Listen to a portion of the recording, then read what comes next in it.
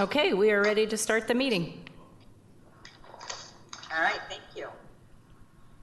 So I would like to call to order the June 22nd, 2020 Lake Washington School District Board of Directors Board meeting. And our first item, I'd like to first announce that all individuals are participating remotely, all 5 board members.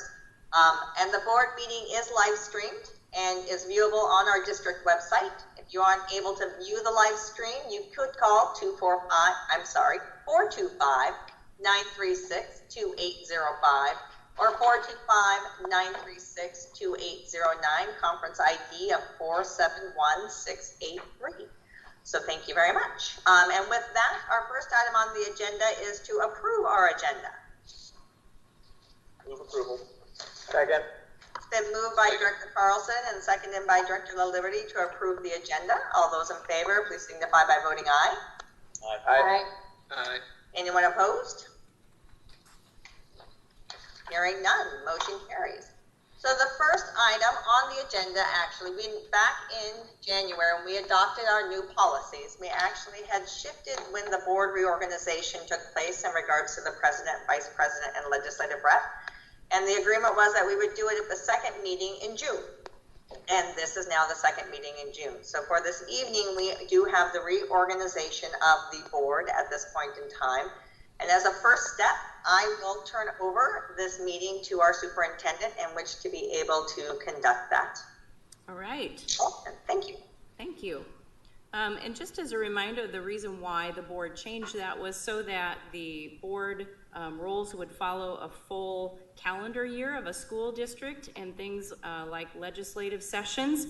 The old model with the dates were kind of colliding with happening in the middle of things, middle of a large district project, middle of legislative session, middle of budget cycle, and so that was part of the reason why the board changed to this meeting time. So tonight there are 3 positions open, and I get to hold the temporary chair position until the president is elected.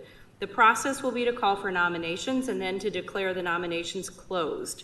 So with that, nominations are now open for president of the Lake Washington School Board. I nominate Eric LaLiberty for president. Eric LaLiberty has been nominated Second. for the president of the Lake Washington School Board, and nominations actually do not need a second. So are there any other nominations for the president of the board? Okay, hearing none, I declare the nominations to be closed. There has been 1 nomination for president, and that is Eric LaLiberty. We will do a roll call vote, and so I will begin with Director Sage. Yes. Director LaLiberty. Yeah. Director Carlson. Yes. Director Stewart. Yes. And Director Bleasner. Yes. Eric LaLiberty is therefore elected by unanimous vote to be president. Congratulations, Eric. And now I will take the chair position and pass it over to you to now elect a vice president. The next on our agenda is to elect a vice president of the board, and nominations are now open for vice president of the board.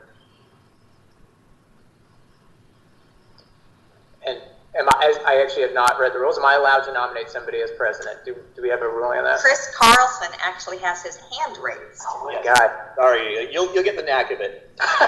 Mark Stewart.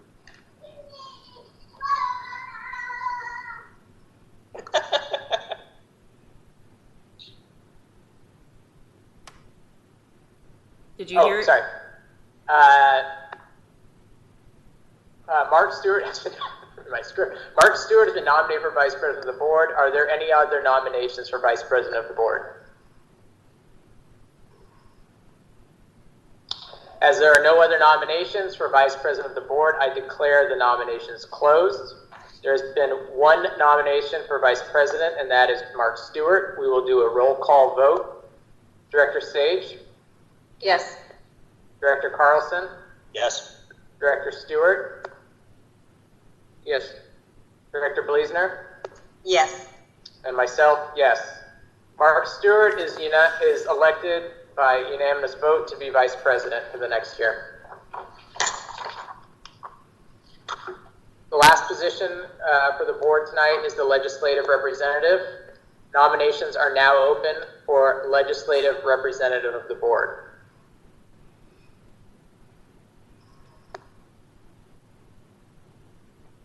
Director Carlson? I nominate Cassandra Sage, Director Sage. Cassandra Sage has been nominated for legislative representative of the board. Are there any other nominations for legislative representative?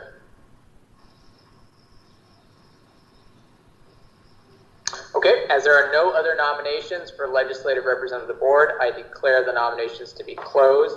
There has been one nomination for legislative representative, and that is Director Sage. We will now do a roll call vote. Director Carlson? Yes. Director Stewart? Yes. Director Bleasner? Yes. Director Sage? I'm going to have to say yes to this one, I guess. Yes. And myself, yes. Director Sage is elected by unanimous vote to be the legislative representative for the next year. Thank you all.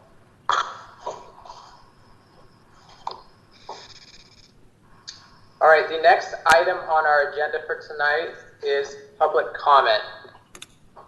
Due to current restrictions, there is no in-person public comment due for social distancing.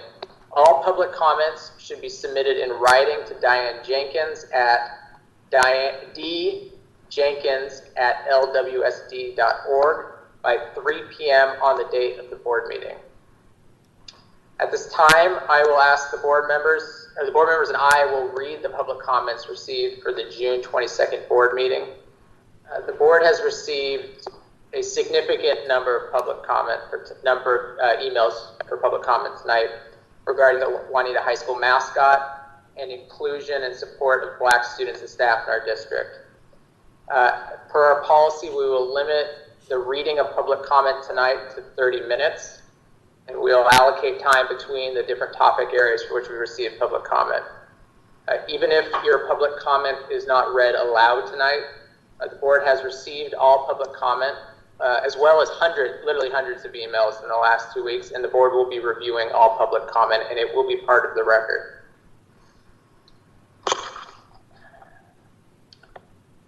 I will start by the first topic for which we received public comment. I will start by reading the first letter we received. The first topic is on inclusion and support of Black students and staff. And the letter I will be reading is from Katie Badger, the Lake Washington Education Association Executive Committee. Badger wrote, "As members of the executive board, we speak on behalf of the Lake Washington Education Association membership. A change long overdue is occurring in our country. The district is obligated as a public institution to lead our community towards equity and justice, now and in the future.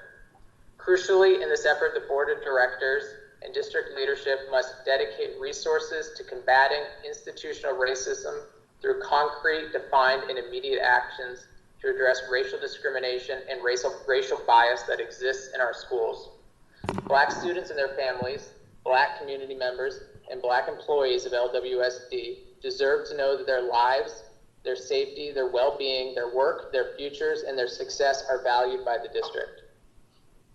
And that the district is committed to this work in defined, measurable, and actionable ways through budgeting, policies and practices, training, hiring, curriculum, and communication. The district's budget reflects its priorities, and that budget should change as priorities change. LWSD must make their own commitment to racial equity and justice obvious so that it becomes cultural. LWEA demands that the board of directors and district leadership take the following steps immediately to address systemic racial inequity, racial discrimination, and racism that exists in our schools. Implement Black Lives Matters at School Week at all LWSD schools. Adopt a budget that clearly prioritizes equity work in our district, including paid racial equity work. Make the district's equity page on the LWSD website more visible and ensure that it includes our strategic plan for equity work, particularly racial equity work, and resources for educators, district employees, and students and parents to help them grow and in the understanding of racial injustice and other systems of oppression, such as class, sexuality, ability, religion, gender, and identity.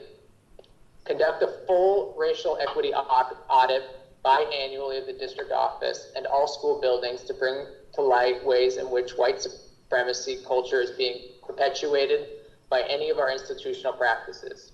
The results of each racial equity audit must be published on the district equity page and used to create a racial equity improvement plan.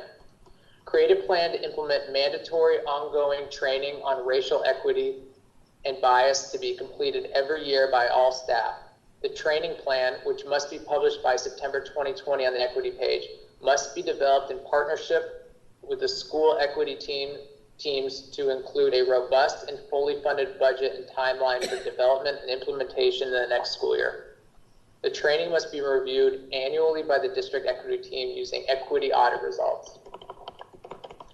Adopt a school board racial equity policy and procedure to redress racial equity conflicts, which includes independent investigations of reported incidents of racial bias or harassment and mandatory racial equity training for employees and students found to have engaged in racial discrimination.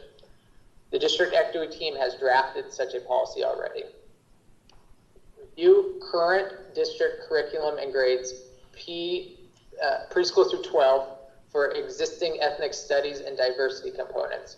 By January 2021, implement ethnic studies as a required curricular component for grades 7 through 12 and integrate racial equity social justice standards into the curriculum for grades preschool through 12 on all subjects.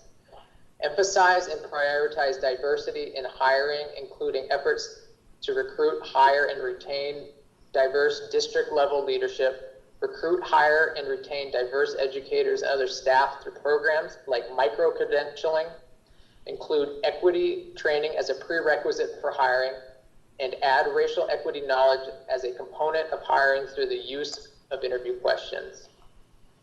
Implement immediately de-escalation training for school security staff and any staff involved in student supervision. Defund the SRO program in schools and reallocate these funds to social, emotional, and health needs of students. LWEA stands ready to collaborate with the district in prioritizing racial equity work, dismantling racial prejudice, and calling out white supremacy culture in our schools. This work cannot wait for a better time or more funding. We cannot expect someone else to address these issues. We must act now and sustain our work going forward.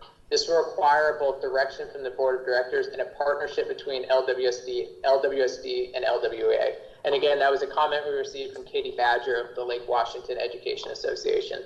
So I'll now pass it to Director Beliesner to read the next comment. I think we'll go in the order received for this topic for another 5 minutes. So the next we have is from Dana Sim, LWSD teacher and parent. LWSD proudly proclaims its interest in academic success and community involvement. It's relatively easy to give a statement like Black Lives Matter and move on. It's much harder and more fruitful and necessary to put words into actions. So please support our educators in elevating Black staff and student voices by requiring that Black history and ethnic studies be taught. It is part of our American and world history. My classes never mentioned functioning Black communities, African cultures, or Juneteenth. How many other hidden figures should we choose to not show our students? Changing methodology for all teachers, for all staff, teachers, classified workers, and administrators to more culturally affirming based practices. We have strong communities of color, of non-Christian religions, of immigrants. Their voices should be part of our classes. Training all staff how to hold conversations around race, class, ability, and other societally minoritized statuses. This skill should not be expected to reside only with teachers of color. These conversations should be happening at all ages, especially elementary. Searching out and consciously supporting more staff of color in all of our buildings. Washington is predominantly white, but our area and our students are not. Our staffing should reflect that reality. And lastly, removing police from our buildings. While I, a white woman, have favorable interactions with officers, they are a source of tension and fear with many of our students and staff. No one should feel unsafe at school. Instead, have that money move towards student health and social work. It would be incredible if, instead of following the Seattle Metro districts as usual, LWSD were able to help lead the way in creating these kinds of actions and spaces.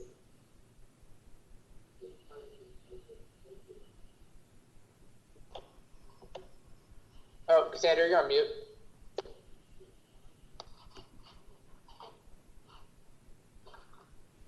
Well, that would have been boring, sorry. The next public comment was submitted by Katie White, a Redmond High School teacher. I hope you will seek feedback from our communities of color during this process. Rather than assuming you know best as the people in power, it is your responsibility to reach out to the people who understand these issues from firsthand personal experience. It can be frightening and awkward because you will have to face criticism and reflect on your blind spots. However, that difficult process is truly our only way forward. Therefore, I hope you make it a priority to proactively seek to build relationships with the communities of color in LWSD and open yourselves to vulnerable conversations and reflections on how we can best serve our families.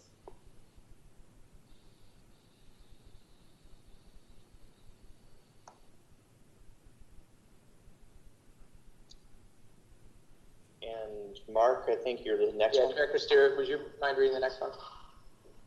For Larry Finnerty, I only have the three. I have a fourth for that group. My next one is the mascots. I have in my email. Okay, I guess Director Carlson, do you have in front of you some of the public comments we received on inclusion? And would you mind reading the next one? I'm queued up on that one. Okay, so this is from Leanne Clausen, Library Media Specialist. Thank you for looking out for the needs of students and staff in our district. Your task is not an easy one. As part of this continued work, I would like to advocate for the acceptance of the demands presented by the equity letter submitted by the LWEA. We have a very diverse population of students. However, as a system, we are very colorblind and dismissive of the challenges associated with racial issues. Teachers are passionate about reaching all students, but we cannot do without systemic support. As a teacher in the district, I'd like to expand on the curriculum demands made by the LWEA. I specifically request that our history curriculum, all levels, be updated so that it reflects U.S. history accurately. Unfortunately, many of our staff, including myself, were taught a starkly inaccurate U.S. history that glorified white male accomplishments while ignoring the uglier side of history, particularly Black and African American history. This pattern can no longer be allowed to continue if we want to break the cycle of systemic racism. I would also like to add on to the LWEA demands for staff training. This training needs to be meaningful. There's a danger in yearly trainings becoming a checkbox like many of the other yearly trainings we do. This cannot happen.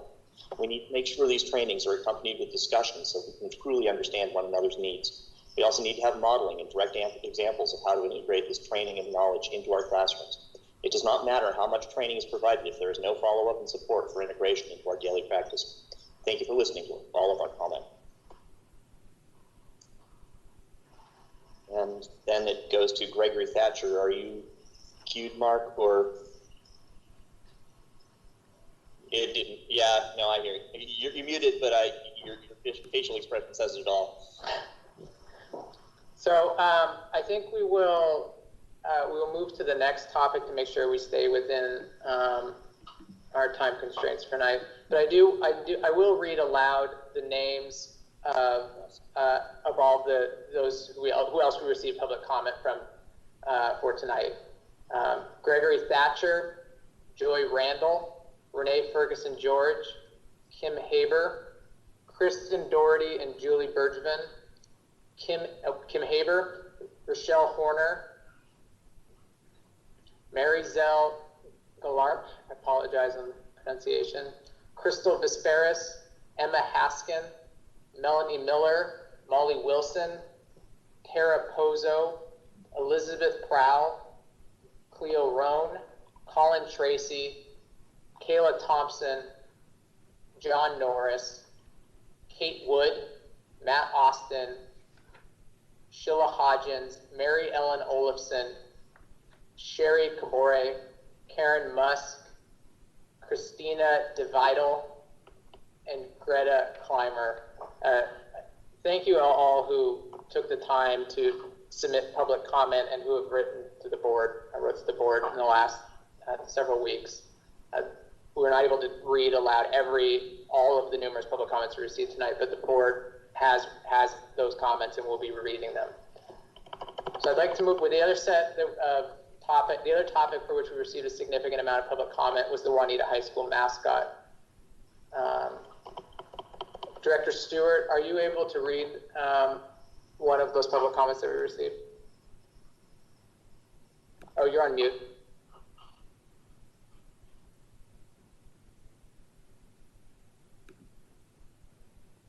Sorry.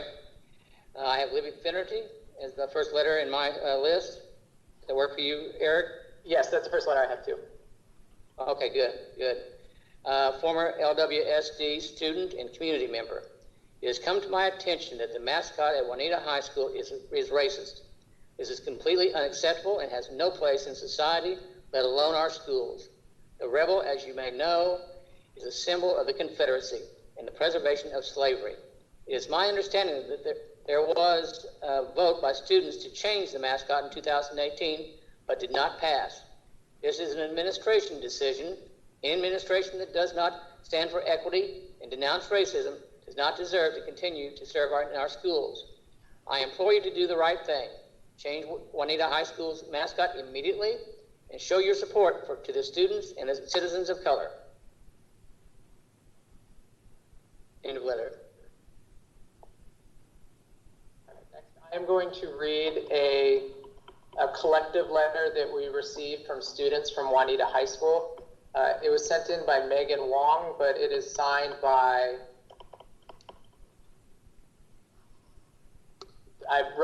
roughly 20 students from Juanita High School. My name is Megan Wong, and I am a graduating senior at Juanita High School. A group of current JHS students and I have written a collective letter regarding Juanita High School's mascot change to be read at the LWSD Board of Directors meeting. We hope the board is able to discuss its contents at the meeting, as we believe the voices of the current student body are central to this issue. Every day in the halls of Juanita High School, one hears phrases like "Go Rebs" and "Rebel Pride." Juanita's rebel mascot is intrinsically tied to the Confederates of the Civil War, a group of states that fought to keep the legal enslavement of Black people. We are calling for the mascot to be removed immediately, as it does not represent Juanita High School and the values we, the students of Juanita, stand for. We urge the board to recognize and act upon the following points. 1, the rebel mascot can no longer be tolerated. The board's tacit support of it directly contradicts their own June 1st statement on racial equity. 2, the board has the power and the responsibility to remove the mascot immediately. Tradition is an insufficient reason to cling to an outdated and racially insensitive mascot. While Juanita can vote for a new mascot next year, the rebel mascot falls outside of the normal range of mascots that the regular name change policy is designed to address. Juanita's website argues that the school is a, quote, rebel in the sense that it broke the educational norms as part of the 1960s educational change. School spirit has always run deep in Juanita's hallways, but there's a darker side to be informed of. In the late 1960s and early 1970s, the Confederate battle flag was first popularized in response to calls for racial equality from the civil rights movement. It is in this context that the rebel mascot was first voted on by Juanita students in 1971. Students were deciding between two mascots, the Eagles, a common motif of freedom, pride, and strength, or a rebel as a nod to the American Revolution, this according to the school district. The administration failed to acknowledge that soldiers of the Revolutionary War were referred to as patriots rather than rebels. Juanita's association with the Confederacy includes, in 1986, the table of contents of Juanita's yearbook proudly flaunted an image of students at a football game with Confederate flags painted on their faces and a physical Confederate flag waved behind them. In the 1990 edition of the Juanita High School yearbook, the front cover featured the Confederate flag. And as recently as 2011, an art teacher made a symbol for student spirit gear that was based on a Confederate soldier. There are many other examples we can include. In the board's June 1st statement regarding racial inequalities within our community, the board stated, "We believe that the lives of Black people do matter. We believe that it is our responsibility to condemn and speak out against discrimination, hate, and racism." However, the statement remains insincere as long as a blatantly racist symbol continues to represent over 1,700 students and 100 staff members each passing year, as well as Juanita's alumni and general community. By choosing to remain silent on this issue, the board is ignoring the decades of harm that Juanita's mascot has inflicted on our Black students, staff, and community members. This is, in their own words, implicitly saying that the lives of Black people are less than or do not matter. The name change policy that the board created in 2018 was flawed. It is inappropriate to place the students in charge of deciding whether a racist mascot should be removed, especially when the school is 55% white and 3.4% Black. The majority white population of Juanita vastly outnumbered the people directly impacted by the mascot, meaning the Black community was sidelined in an issue that should feature them, perpetuating the systemic racism that our school district is vocally against. Additionally, students were not properly educated on the issue prior to voting. Teachers and staff were barred from partaking in the discussion of the mascot, further perpetuating ignorance. Students were not educated on our country's relationship with racism and were therefore ill-equipped to understand the meaning and history of the rebel mascot. The single fact sheet that students were presented hardly addressed the racist history behind the mascot, nor the implications it holds in today's society. Because the mascot represents all of Juanita High School, as well as the general community, only allowing the voices of current students was unfair and unreasonable. Peer pressure mounted to side with tradition. By pushing the issue onto students, the district avoided responsibility and acted as a bystander to racial injustice. This vote was a deflection of culpability onto Juanita's student body. Given the, quote, change versus no change of this vote, it was a given that most student body would side the status quo. Call to action. The needless deaths of George Floyd, Breonna Taylor, and countless other Black lives due to systemically flawed police system only underscores the issues found in all American institutions, including education. While calls to change the mascot may be new, the racist nature of the mascot is not. Due to the rebels' links to the Confederacy and racial connotation, the LWSD board cannot allow the mascot to remain standing. The board's June 1st statement reads that we understand as a board that silence is comforting for some and deafening for others. We understand that silence is also complicity. We believe that it is our responsibility to condemn and speak out against discrimination, hate, and racism. The board's tacit support for this mascot directly contradicts their own commitment to condemn hate and racism. The rebel mascot is clearly inappropriate, and it falls outside the normal range of mascots that the regular name change policy is designed to address. The board has both the power and the responsibility to get rid of this mascot. We call upon you to remove the rebel mascot from the Juanita High School. Upon its removal, we as a student body will vote to choose an appropriate new mascot to represent Juanita High School. We appreciate your time. And it's signed by, collectively signed by 20 Juanita High School students. Director Belizner, would you please read another public comment? Yes, next one is Teresa Harrington, Juanita High School class of 88 and parent of a Juanita High School class of 2018, 2020, and 2022. As Juanita High School alumni parent and current PTSA board member, I am writing to share my thoughts on the JSS mascot issue. At this moment in time, it seems like no matter how you felt about the mascot in the past, no matter what the original intent of the name and logo were, the truth is, at some point, and this was true during my Juanita High School evidenced by the yearbook photo being used on the petition, the Confederate flag was brought in as an unofficial school symbol. Whether this was a sign of a giant blind spot in understanding of the painful legacy that the flag represents, an indictment of sanitized U.S. history curriculum, or an expression of outright prejudice and bigotry is unclear. What is clear is that at some point that flag and the Juanita rebels were associated. This is a fact, not an opinion. The intent and impact of that fact can be debated, but sadly that fact cannot be erased. We as a community, as alumni, students, parents, and PTSA members need to own and acknowledge that fact. It is hard, especially when a community has to acknowledge that their own ignorance and lack of understanding has caused fellow members of the community pain. Minority members of our community have clearly shared that the JHS mascot results in feelings of exclusion, threat, and danger. Ensuring that every student feels safe at school is or should be the first priority of school boards, administrators, teachers, and the PTSA. For that reason, this decision should not be a strictly student-led decision, as is current district policy. We don't leave other safety concerns up to a vote of the students.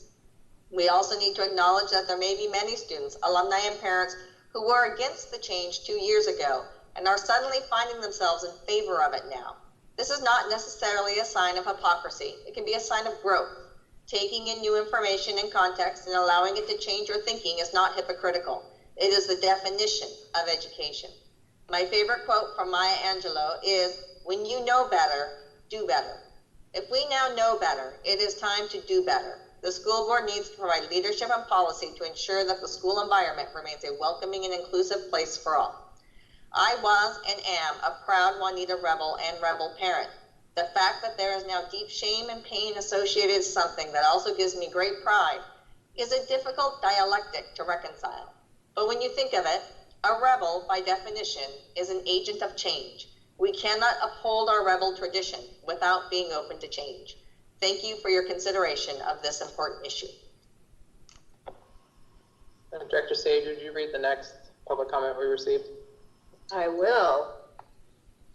This was submitted by Grace Harrington, Juanita High School alumnus and future educator. I'm writing to you about your policy on changing a school's mascot. From my experience in classrooms as both a student and a teacher, I know, and I'm sure you are aware, of the impact a school environment can have on students and their ability to learn. In the case of your existing policy on changing a mascot by student vote only, and the Juanita High School mascot, you are failing to ensure your students can have a learning environment where they feel safe, heard, and valued. This policy needs to change to ensure the preservation of safe learning environments for all students and to recommit this district to racial justice in a time in our history where that is more vital than ever. The Juanita High School Rebel mascot is harmful to its student population and wider community. The way in which racist symbolism is intertwined with this mascot, the rallying point of an institution of learning, is unacceptable. Regardless of original intent, this mascot and what it has come to represent has created hostility and discomfort for students. This has no place in a school and is detrimental to creating an environment conducive to learning, one truly committed to student well-being. The change in policy and mascot is more than a suggestion. It is a matter of listening to and respecting the dignity of your students. All students deserve a learning environment where they feel safe. How else are they to learn without that? A matter of this weight that concerns student safety and ultimately students' ability to thrive in their school community should not be left up to only the votes of other students. As the people responsible for student education and safety, you must be involved, as this is a safety matter. This is a moment to learn and grow by challenging policy and taking action to protect students and create a school space where they know they can be heard and learn safely. I will end with this. Your district's mission states, students will graduate prepared to lead a rewarding, responsible life as a contributing member of our community and greater society. Well, I am a graduate of this district, and I am now using my voice to responsibly engage with and contribute to my community and our greater society. The other individuals speaking up and fighting for this change, many of whom are LWSD students, are fulfilling your mission. Now is the time to listen. Now is the time for action. Director Carlson, would you please read the next public comment? Yeah, so in the interest of providing balance, we received a large number of comments, and this is not taken in the order it was received. This is simply a representative of a small number of comments that we received who were not necessarily in favor of this. This is from Jennifer Loy. I was taken aback by seeing the media interview by the Juanita High School alum, Jaden M. I have a problem with the fact that she's actively promoting a false narrative. It and she infers that we have a problem that today the school is embracing the Confederate flag and repeatedly shows a logo and a yearbook photo from the late 80s or early 90s, King Pride in Cairo. There's not a mention of the changed imagery or logo, let alone showing it. There's no Confederate flag or reference being used at Juanita at all. She's literally calling for the school to denounce the Confederate flag. This makes no actual sense, but clearly will get someone's attention. I also saw the social media post to get out her petition. Old imagery and a false or outdated narrative is used to shock and then engender readers so that they are motivated to sign her petition. Many are signing based on lies and misrepresentations. She's using false pretenses to disparage the school, stoke unrest in the community, and misrepresent the current environment and students at Juanita to achieve her unrealized goal as a student. I realize many people would like to see the name Rebel changed for their own reasons, just like many would like to keep it the way it is. Like many words, they can have a positive and negative connotation. Juanita Rebels is used in a way to evoke a positive, competitive, and innovative connotation. Whatever way the chips fall here, it saddens me that this is the way this is going down. A move to end around the current students' vote by those with sour grapes because they didn't get their way 2 years ago. Of course, there will not be a loud counter, save the rebel group, as those who want to will be called racist. This is not a new group or a new set of people, let alone current students that have recently felt there was some injustice done to them because of the name rebel. This is exactly the same people who were voted down 2 years ago and no longer attend the school. That absolutely matters. You don't win every vote and you don't always get your way. You shouldn't think that you'll get to change the rules every time you lose a vote. If another vote happens, it should be championed by current students and voted on by current students alone. To take advantage and tie their failed mascot changing campaign in 2018 to a positive Black Lives Matter movement, bring negative and unwanted PR to the staff, students, and alumni at Juanita is not helpful. I don't think the Juanita student body is racist. I don't think being the rebels is racist. Using racism and the term racist to get your way is wrong. Bullying in all forms is also wrong.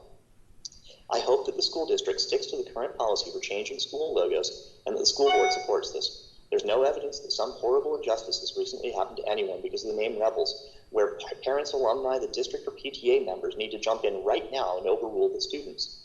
I hope that you will not cave to the mob looking for you to opportunistically hurry to change a policy based on a false narrative due to heightened emotion around a national issue that does not have anything to do with Juanita High School's Rebels name or the current school culture. That's the end of the comment. Eric, you're muted. I am. Thank you, Director Carlson. I'm going to read the names of the other individuals who provided public comment on this issue, and then we'll move to the last issue for which we received public comment.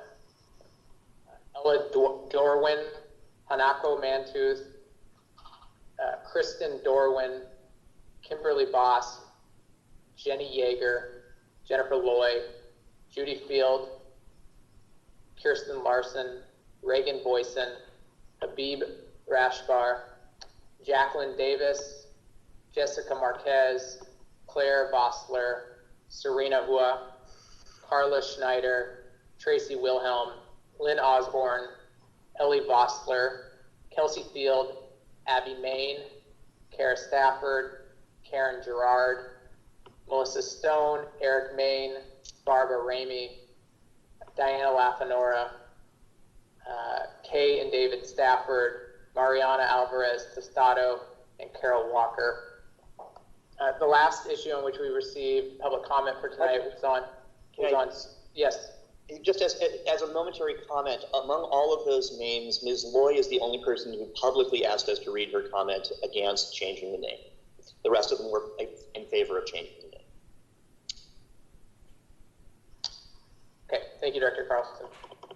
The last issue on which we received public comment was transcripts, and we received a letter from Diana LaFanora. Director Stewart, do you have that with you? Yes, sir, I do. Would you mind reading it? I'd be pleased to. Not a problem. Again, Diana LaFanora, and she has also 2 documents referenced that are attached, but I'll read the letter. The high school transcripts of students in our district who are placed at non-public agencies different from those of other graduates in respects that make it clear they have received special education services, a clear equity and privacy issue. Specifically, the term, quote, contractual school, end quote, is on their transcripts, and their NPA classes, mandated under IEPs, are marked as transfer credits. These credits, in many cases, greatly exceed the number of transfer credits allowed by our school districts, by our district rules.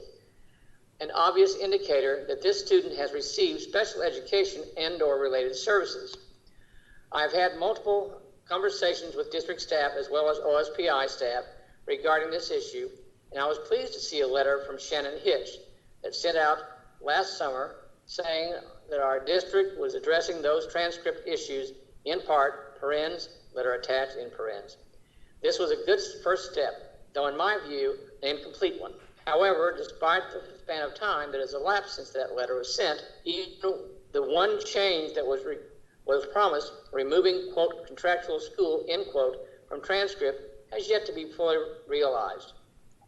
The U.S. Department of Education Office of Civil Rights Dear Colleague letter, report cards and transcripts for students with disabilities, 2008, page 2, attached, concurs with my assertion.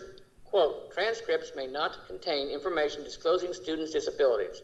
Transcripts are provided to persons other than the student and the student's parents to convey information about the student's academic credentials and achievements. Information about a student's disability, including whether the student received special education or related services due to having a disability, is not information about the student's academic credentials and achievements.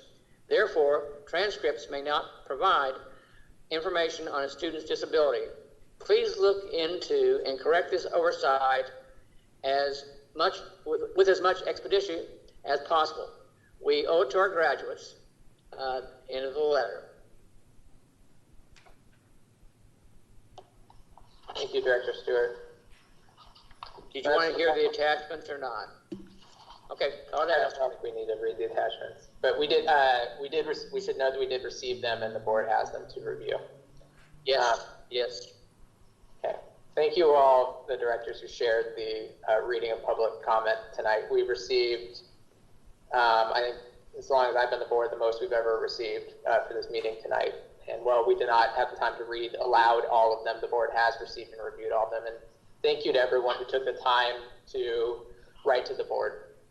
In particular, our students who took time out of their days at the end of the academic year to write to us with very, very thoughtful comment. Move on to the next item on our agenda tonight, and that is the consent agenda.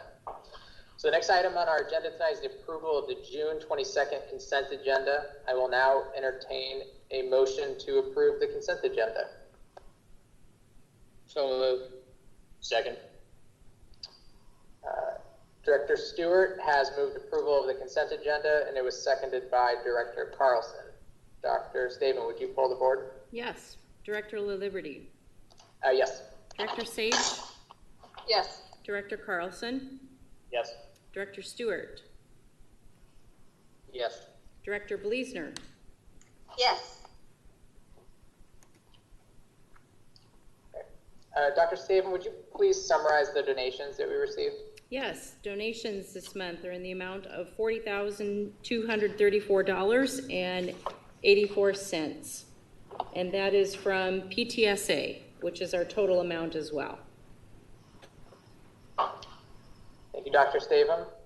We'll now move to the non-consent agenda. The first item on the non-consent agenda tonight is a discussion and direction to the superintendent related to the Juanita High School mascot. As you heard tonight, the board received a significant amount of comment from our community and our students, our parents, and our staff regarding the mascot. I guess I would like to open it up to comments from board members first, and then we can talk about our action. And Director Stewart has his hand up. Thank you.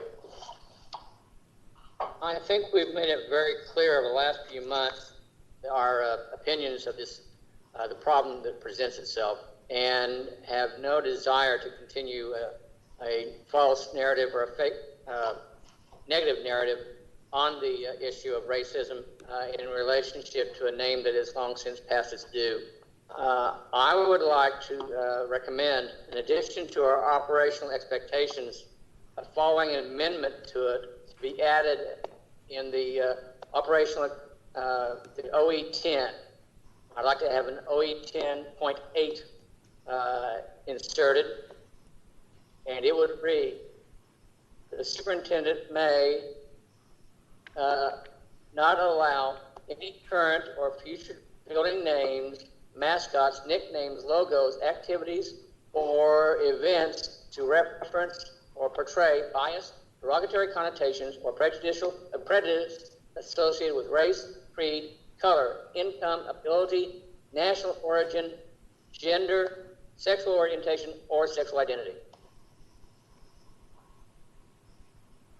I move we adopt that. Okay.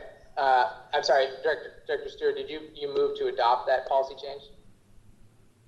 Well, if perhaps it has to be a discussion first before I move. My apology. Okay.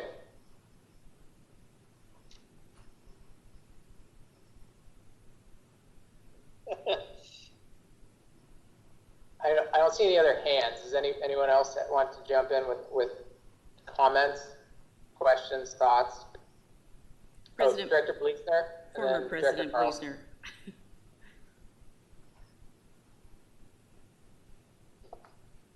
So thank you. So first off, just to start with, appreciate all the comments and the conversations that have occurred around this, and in regards to the mascot currently, and where we are at with that. There has been the policy that's currently in place. It is an administrative policy that is there, and so I do think there is importance that we make sure that we do send this to review that policy. Number one, so we ensure that we can address some of the issues mentioned by Director Stewart, that any of these things in regards to a change of mascot, which what this was, also addresses facts of mascot that potentially has the racist, any bias that comes forward from it. Sorry, I'm not wording that very well right now at this point in time. And so I do think that that's a component we need to do so that we ensure that. There also is the next component of how do you decide the new mascot? We do already have a process in deciding of new mascots, and that is forward.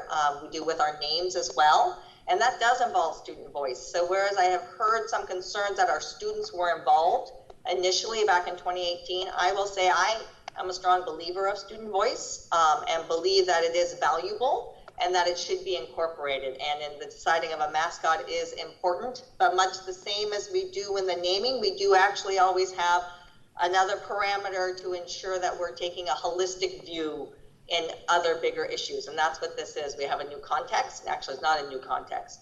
We have a more apparent context, I would say. This is not new. And so I think being able to address that most effectively is important. I am very cautious to adopt a new change to our policies at one meeting. I would recommend that any change to a policy has opportunity, some further discussion around to the wording and sort of wordsmithing that over time. We do have opportunity to always bring things back. Our typical policy process is always to have at least a two-touch. So I would recommend that piece in going forward as well. But I do believe that sending this back to our superintendent to look into this, pay attention, and then come back within 2 weeks at our next board meeting in July with a recommendation of how we move forward with ensuring a much more welcoming and inclusive environment in all our schools. Director Carlson and then Director Sage. So I like both of those pieces. That is, Siri, I agree that we need to approach this with, that we want to approach it within the framework of the rules. And then for Director Stewart, I think that we need to look at it from the perspective of what does the board know? And for that, I think that we probably need to do both. We send it back to the administrative policy for review, but that we need to take responsibility for it ourselves as the people where the buck stops. So with that, in that context, I wanted to thank everybody who has written us. It's not just the public comments that we read tonight. There have been many people who communicated simply with us as board members through email as well. I have literally never seen more emails that were thoughtfully written individually and not just copy and pasted on any topic in more than a decade on the board. This is something where people are thinking hard, thinking thoughtfully, and trying to advocate for something. And even the people who are concerned that why would we revisit something 2 years after we last revisited something, are still trying to So with that said, I want to make, not on the behalf of the board, but on behalf of myself, statement. Racial justice is not optional. I've always wanted to believe that we live in a post-racist society where the injustices of racism are only experienced as economic echoes of the past. But the events of the last year have made it impossible to hold that belief any longer. I have been part of the problem. When the topic of the Rebel mascot came up in 2018, I assumed that it was just a matter of doing some research on the original intent of the school body when they chose it in 1971. I assumed that if there was no malign intent, then our students of color just needed to learn the history and everything would be all right. I was wrong to place the burden of listening and understanding on our students of color. I needed to listen more carefully, and I needed to try harder to understand. It doesn't really matter what the original intent was, and our students of color should not have been asked to learn what the symbol meant back then. Symbolic meanings can drift over decades. What matters is what the symbol means now and what mascot means for the environment experienced by our students of color. I'm not certain how much the world has changed in the last month. All I can say for certain is that my feelings on this matter have changed dramatically, as I've finally started to grasp the concept of systemic racism. I'm not saying that anyone who originally chose the Rebel mascot was a racist, nor that anyone who wants to keep the Rebel mascot is racist. I'm simply starting to understand that those of us in the majority need to be sensitive to symbols that create a subtly hostile environment for our minority students. In closing, I want to acknowledge that changing a mascot is easy relative to the work we have before us. This is not the end, this is just the beginning of many years of work we'll need to undertake to find ways to meaningfully improve our system in order to realize the promise of truly equal opportunity for all of our students. Thanks. Director Sage and Director Stewart, you have your hand up still, so we'll go to you. Yes, I would like to reiterate all of Director Stewart's comments toward making a change to the OE, but I think we can go even farther than what we've started with what you've started, Director Stewart. I think that if we are looking at specifically OE10 to ensure inclusive, equitable, welcoming, and safe school environment, we can do more than that statement encompassed. And I think we need 2 weeks to make it stronger and to add something that system-wide becomes a change in culture. So I like where you were going with that addition, and I would like to build upon that. Director Stewart, would you mind if I jumped in before? Sure, go right ahead. I'll be very brief. I support the language that Director Stewart brought forward as a policy amendment, and I would like the board to make that policy change to make explicit that the board will not permit any mascots or building names that have a derogatory connotations or prejudice. So I do support that change, that language. I also, within our existing policy framework, this is a decision that is made by staff, or it is an administrative decision, and I support keeping it as an administrative decision. But if we were to adopt this a policy change that made explicit that we will not allow derogatory connotations, my view is that the mascot at Juanita would be in violation of that policy, and that if the mascot were not removed promptly, that the superintendent the staff would be in violation of that policy. So while I would like to maintain that structure, I just want to make plain my views on the mascot. I am embarrassed to not have done something sooner as a board member on this issue. Sorry, Director Stewart, I was longer than I said I would be. But...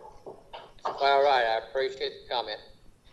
I understand the desire to wordsmith, and Eric and I have been doing so for the last few days. I understand the desire to look at other issues. My concern is there is a deep and gaping wound in our community. It needs to be addressed. It needs to be fixed. It needs to be stitched up. We need to have this go forward. One of the reasons, and if we hold it off to the next meeting, then you have to have the administrative point, then take up after that. My desire would be, if we could implement this OE tonight, that gives the administration 2 weeks to start working on it. If we knock it down the road, again, then everyone feels that, okay, they're just pushing it off. I'd like to make something very clear. I grew up, as you can tell from my accent, not around Washington. I grew up in a very racist, segregated state. I went to segregated schools for half my schooling. It was not comfortable. It was an ugly scene. I watched some things that I didn't like, and it propelled me into what I do for a living, and that's working with the media, working with public opinion, because I didn't like the town that I grew up in. It was an ugly little situation. That said, when I moved up here 14 years ago, I was shocked to see the name Rebel on one of the schools. First of all, I thought geographically I'd made a U-turn and I was back in Oklahoma. But second of all, it just, with all the other symbols disappearing around the country, and for it to be maintained in the state of Washington, one of the most progressive states in the country, I thought was a mistake. And we were told in the past that this is up to the students, it's administrative, board can't touch it. But as Eric and I looked through there, we realized if we put the operational expectation in there, then that gives the administration the freedom to work however they feel they need to do to implement this expectation. That's why I'd like to see it implemented tonight. It's not a rule, fast and hard rule that we have to wait. It is tradition. And sometimes traditions have to be broken, just like mascots do. So I would recommend that we have the vote tonight and allow our administration 2 more weeks to work on it in their respect, because it's not going to be easy for them. They've got a lot of work to do, and I don't want to delay it.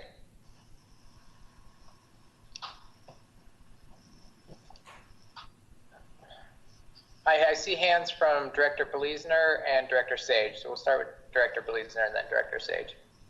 Director Sage. Thank you. I was going to let Director Sage go. Okay, we'll do that then. Director Sage and Director Belizner. I didn't actually know my hand was still up, but I'm happy to weigh in. I have 3 students who are Juanita High School alumni, all graduated. Sorry, I didn't know my camera was off. Somebody's And I have, around there. and I currently have a junior at Juanita High School. And I agree that in 2018,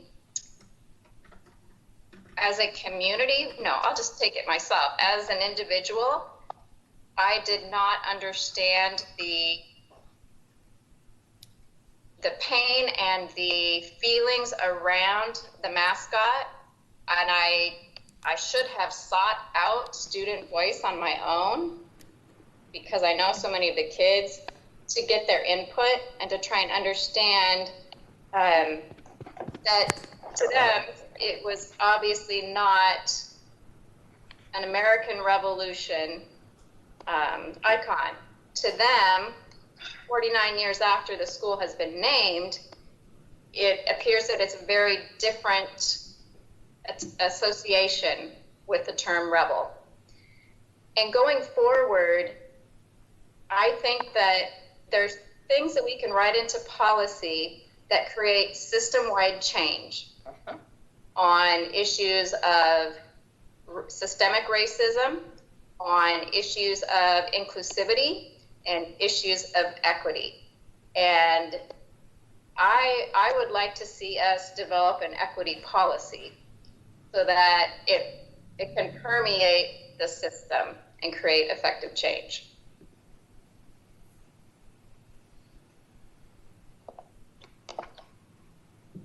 Thank you, Director Sage. Director Belizner. Thank you. So I do think currently, as our policy is written with the safe and welcoming inclusion, it is still very a clear concept. No, clear is probably not the right word. That the administration can still fit this within that, and we don't limit any time frame.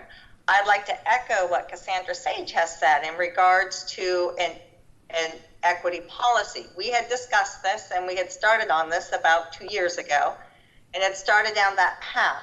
And I see that being a broader discussion and something we can really build through and address some of the broader issues and be able to really attack these.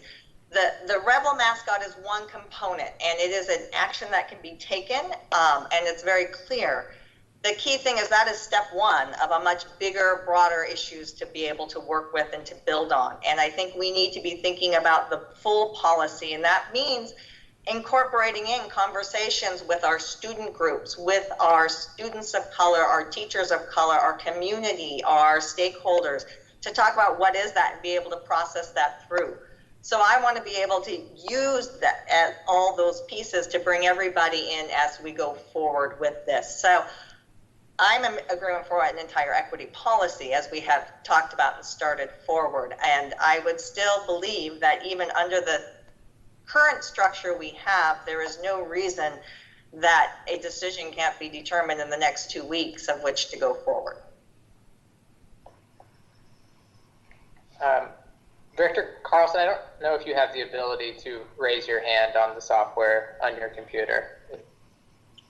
Oh, I've weighed in, and I can raise my hand if I want to. My only reluctance, I appreciate the importance of this, and I am hesitant to substitute urgency for import.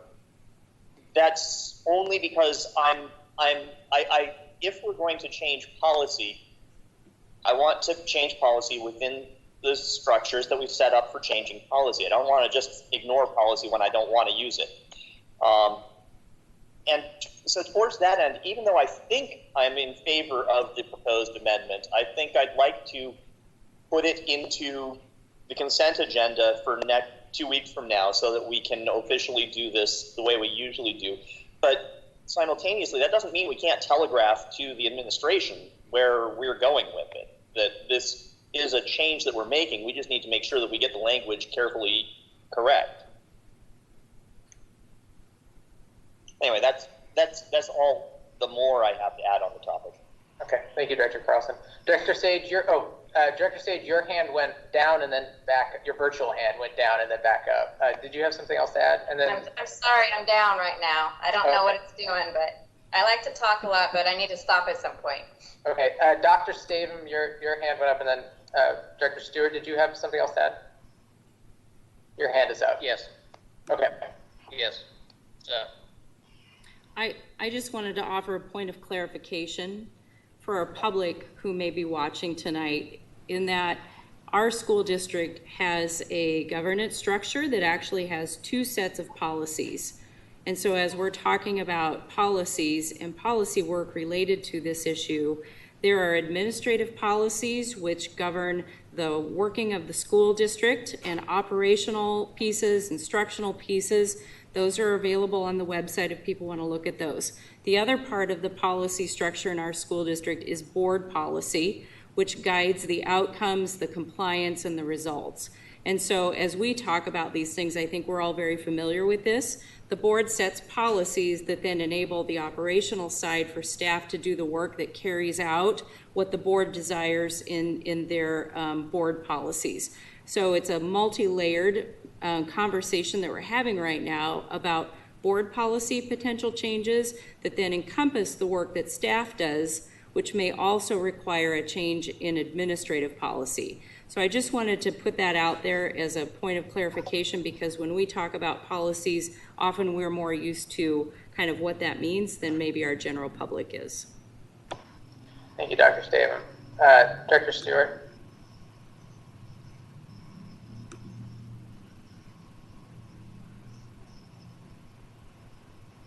Yes.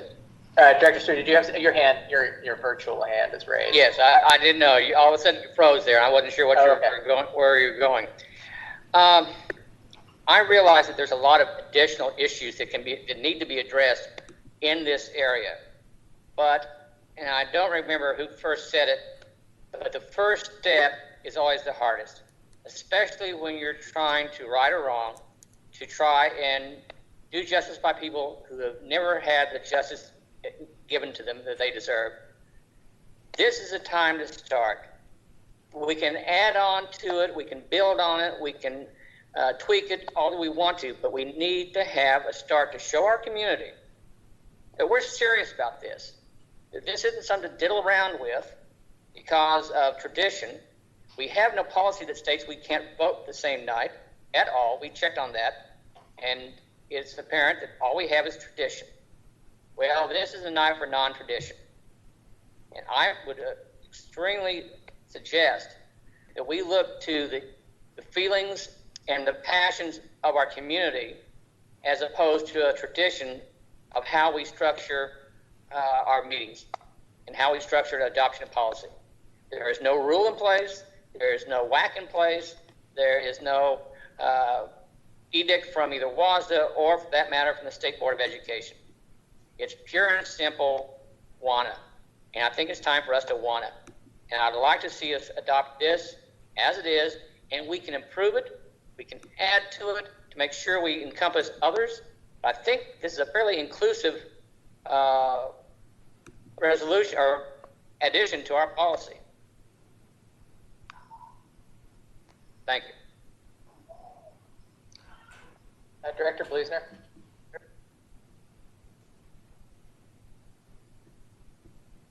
Director Bluesner, hands raised. I can't hear. I'm not sure if you're on mute. Sorry, I was muted. If there is we do not currently have a motion on the floor. So I am wondering if there's need to have a motion on the floor so that there can be a decision as to whether or not. Yeah. Yes, if we're going to be making a decision, there certainly needs to be a motion. I think we're still hearing discussion from board members generally on policy, procedure, and the mascot. I don't know that we necessarily need a motion at this moment. But yes, if we were to make a decision, if we're going to be amending policy, it needs to be by motion. Thank you. Director Sage? Director Stewart, could you speak the lines that you had wanted to add as a 10.8 you said? Could you tell me exactly what you said? Okay, sure. I'm sorry. Didn't have a chance to share it with everyone. That's the trouble of being remote. The superintendent may not, and then it goes into 10.8, may not allow any current or future building names, mascots, nicknames, logos, activities, or events to reference or portray bias, derogatory connotations, or prejudice associated with race, creed, color, income, ability, national origin, gender, sexual orientation, or sexual identity. I'm wondering if under 10.2, ensuring an inclusive, equitable, welcoming, and safe school environment, comma, free of the things that you just mentioned, addresses those same points, and then we move forward with an equity policy discussion. If that's the case, then we should have acted 2 years ago, because then we had the permission, and the administration should have realized at that time that we had permission to do so, or they had permission to do so. So I'm making it explicit, so no one has any questions, no doubt about it. We need to change. I, for one, agree that we need a change. I can't speak for the rest, but I have a feeling all of us would like to see a change. Director Bluesner, and then if I can chime in. No, Director Lillery, go ahead. No, you're fine. Nope. I'd like to hear from you. Actually, I was trying to figure out how to put my hand down. So what I will say, I mean, the conversation, appreciate it greatly, and the way in which to work through the policy and ensure that's there. We actually adopted the administrative, we knew the administrative policy 2 years ago in 2018. We made a mistake. I'll own up, it was not a definitive action on our part to ensure that this couldn't happen. And so it did. And so now I think there actually is a bigger piece of what is that process to ensure that that doesn't happen going forward on the administrative side. So actually on the operational. So that piece is vitally important.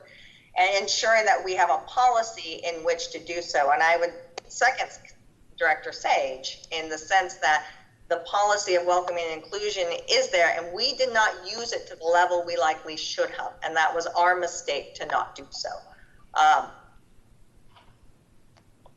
So that is the component that I would say.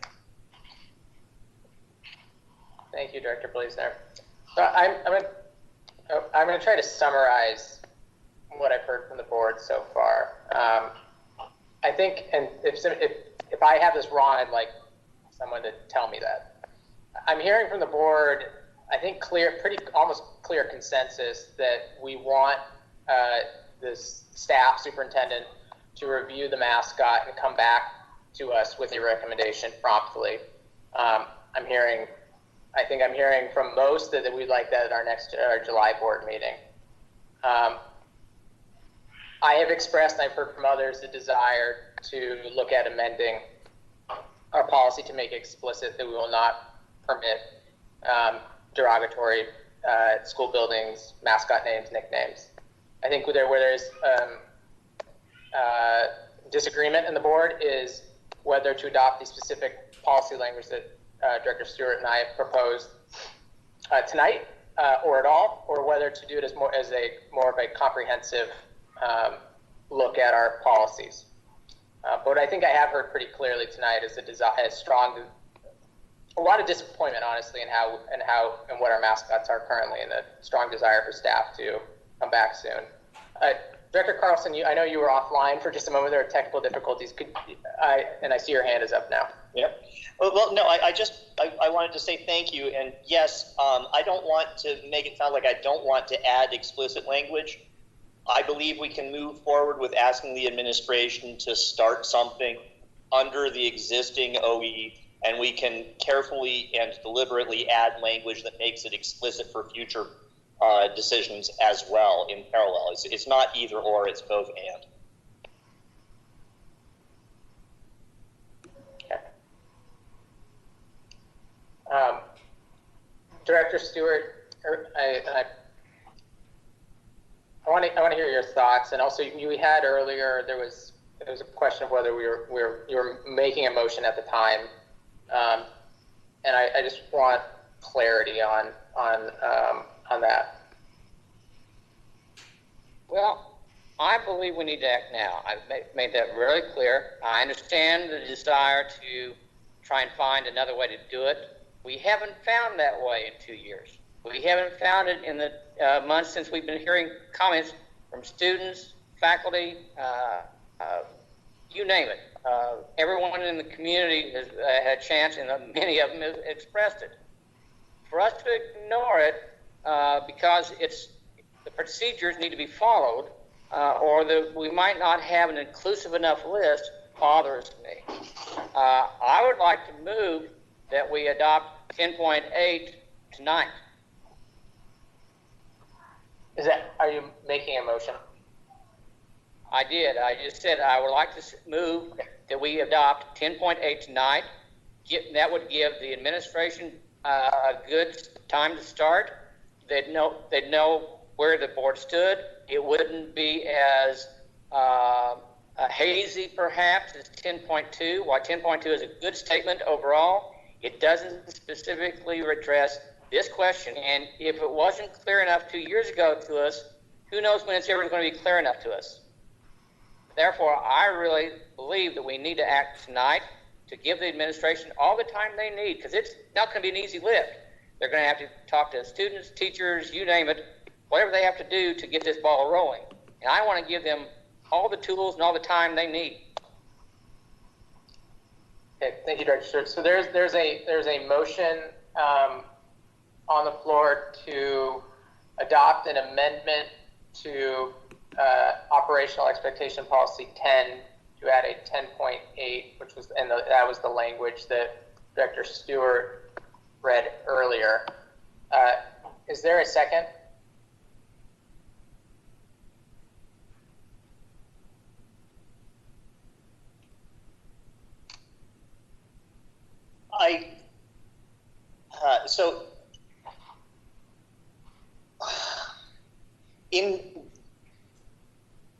I'm going to come back to my concern over changing our rules when our rules don't suit us.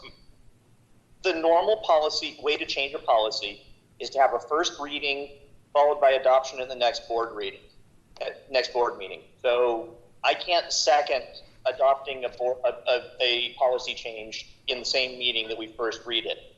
That does not mean, Mark, that I believe that we are not providing direction to the administration nor taking action.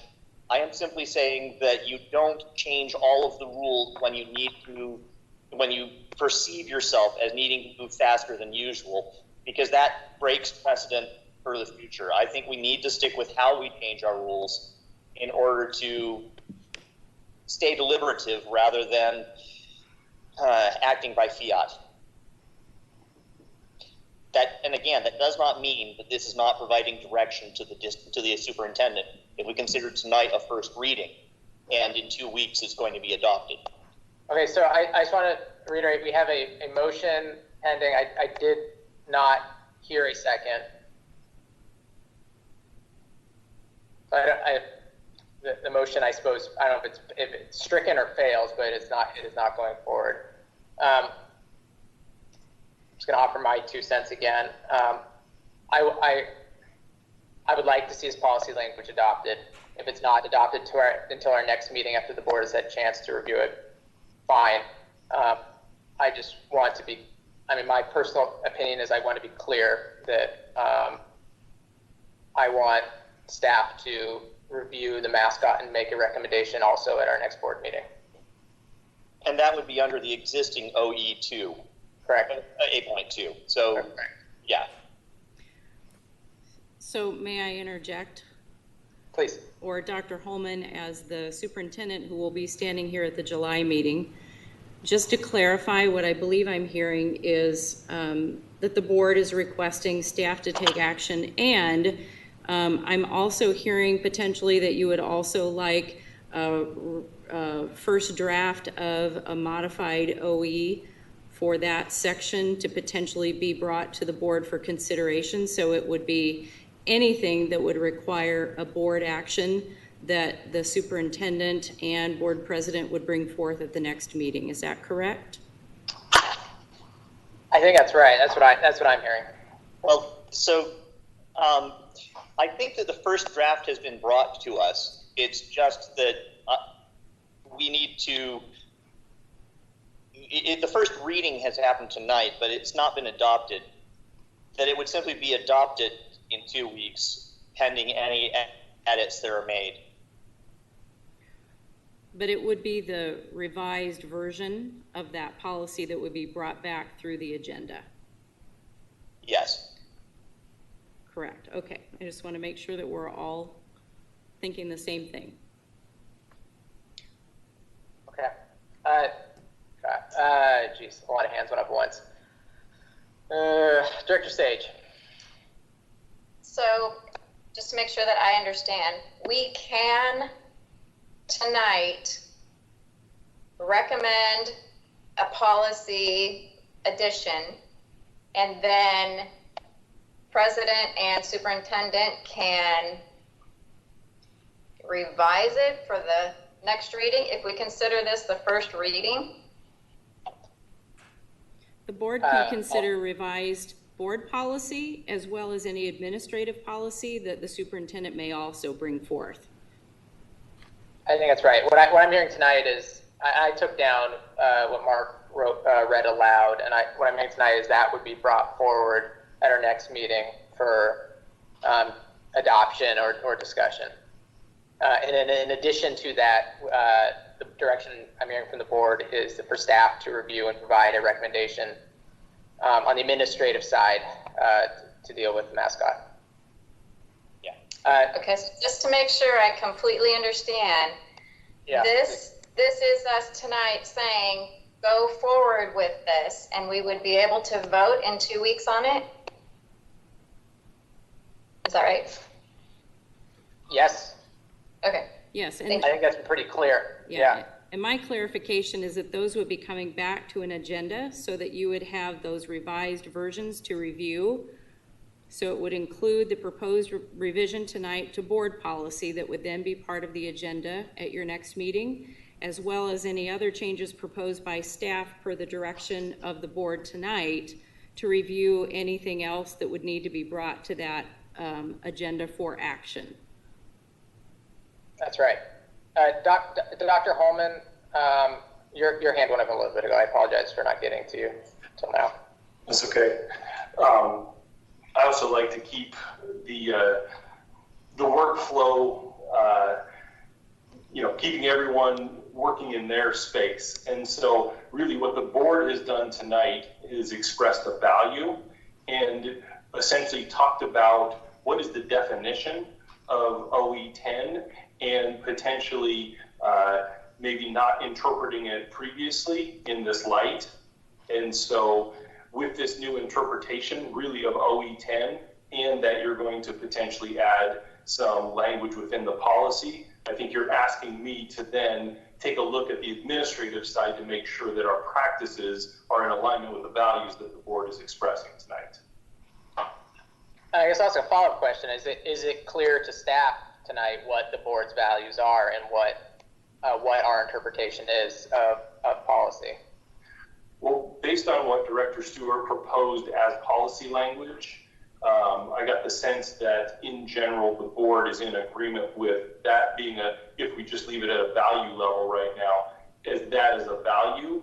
And there were comments made that that could already be part of OE10 even without a modification right now. And so the board is already indicating what indicators they would look for as we monitor OE10 in the future. Okay, thank you. Directors, let's see here. Director Carlson, you have a hand up? Yes, I do. Yes, Dr. Holman, I think you caught most of what we're after. You've expressed it in the dry language of policy governance. For our audience, I think we might express it as the board is concerned with the rebel mascot creating a hostile environment and has asked you to bring back to us what our options are. Or rather, if we choose to interpret 10.2 as this would not be an appropriate mascot any longer, bring to us the recommendation on what's the process for changing it. Correct. Thanks. And that would be at our next board meeting as well, which is set for July, early July, second Monday in July, I think. Sorry, Dr. Savim, you opened your mouth. You're about to say something. Well, I don't know what dates you've sent, but I was just going to note that the board has set meetings in July, that you typically do not have meetings in July, but that you have scheduled, is it 1 or 2 meetings? Yeah, so we tentatively have July 13th and 27th that we're going to schedule board meetings. So I believe we're talking about the July 13 meeting. Director Stewart, your hand is still raised. Do you have something you want to add? Yeah, I understand the board's desire to follow protocol set by tradition. I hear you.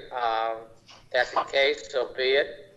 I would like to make sure that, to be quite frank, I would like to make sure this is the issue that we debate, 10.8, and not just allow 10.2 to be there as a touchstone. I'd like to make it explicit because 20 years down the road, no one's going to remember what in the world happened. And when they have another situation like that, it's not going to be explicit enough. They're going to have the same problem that we had. They're going to have a difficulty interpreting that 10 point as good as it is. It still does not explicitly spell out what we need to. And I think by doing so, we make a mark. We make our voice heard to our entire community, to those students of color, to the parents of color, to the administration and teaching staff of color. So that is my preference, is that we discuss 10.8 as an addition next week. In fact, I'll even propose it as a motion. I propose that we I move that we discuss 10.8 as an addition to OE 10 to be explicit to our intent and explicit to our desire to enter our community and to listen to our community. There's a motion from Director Stewart to bring forward the proposed change to the policy to add the language he proposed tonight at our next meeting for discussion and adoption. Do I have that right, Director Stewart? Yes. Thank you. Is there a second? Second. Okay, any further discussion? I believe I don't know if you can have a motion to actually adopt. I think you can have a motion for board action on that, which are two different, because to adopt means you're affirming it today in your motion versus saying you'll take action next week. I'm sorry, but perhaps I was inarticulate. That is what I understood Director Stewart's motion to be. Yes, it's my intent. Director Carlson, who seconded, It's is that what intent. you understood it to be? Yes. Thank you. Okay. Basically, So- putting on the agenda, not taking action. If I am understanding the motion is put forward is how it's been said tonight is how we are to adopt it at our next meeting? No, I don't think that's To be discussed for adoption. yeah. So you're asking for an agenda item? Right. Yeah. Okay, an agenda item does not need a motion, it can just go on as an agenda item, but I would argue that the agenda item should have a possibility of discussion over this time frame of what is the best approach and what is the right wording and angle, that it would not necessarily come back exactly as is right now. Okay, thank you. I'd be shocked if it did. Yeah. So your Director So I would like to Shaver, amend the motion to be that we look at a revised policy of 10 point, OE 10. OE 10 that incorporates in the additional, and Addition. now I've lost my, the addition, there we go, thank you. I'm just wondering, before discussion, there's a Okay. motion to amend from Director Bleasner on the floor. Is there a second? I'll second that. So here's the challenge. Generally, motions are things where we're going to take a vote, and I think we're just all expressing an interest in putting this on the agenda to take votes in 2 weeks. Yes. So that doesn't require a motion. No, but No, it's all right. I mean, Robert's rules of orders suck sometimes. yeah, here we are. Okay. Any discussion on Director Bleasner's amendment? Okay, I'll offer my 2 cents. I'm in favor of Director Bleasner's. I think it makes sense. We bring this forward. We have it. This is going to be. We're talking about whether this ends up on the agenda next week. I actually think that as president, I may have authority to put it on the agenda, even if you all disagree, and I'm going to do that no matter what the vote of this is. So it's going to be on the agenda for next week, and we'll have discussion of OE 10, including amending it and adding the language that Director Stewart proposed. So all that said, do we want to vote on Director Bleasner's amendment and then Dr. Bleasner's amendment? I don't think we need to vote on it. It's just an agenda item. Oh, come on. Here we are. We're all the way down I'm the just road. going to vote so I can be heard. Okay. All right, we're going to vote. All those in favor? Aye. Aye. All those opposed? Okay. Do we need to vote on, I've lost track. I've lost the plot here. Do we need to vote? We now have amended the motion. I think we need to now vote on the motion itself. That is true.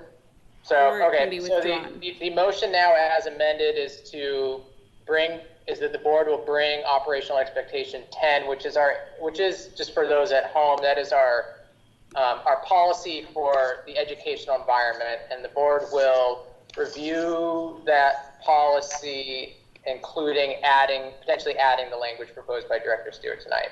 So that is the motion as amended by Director Bleasner. I guess we'll vote now. All those in favor?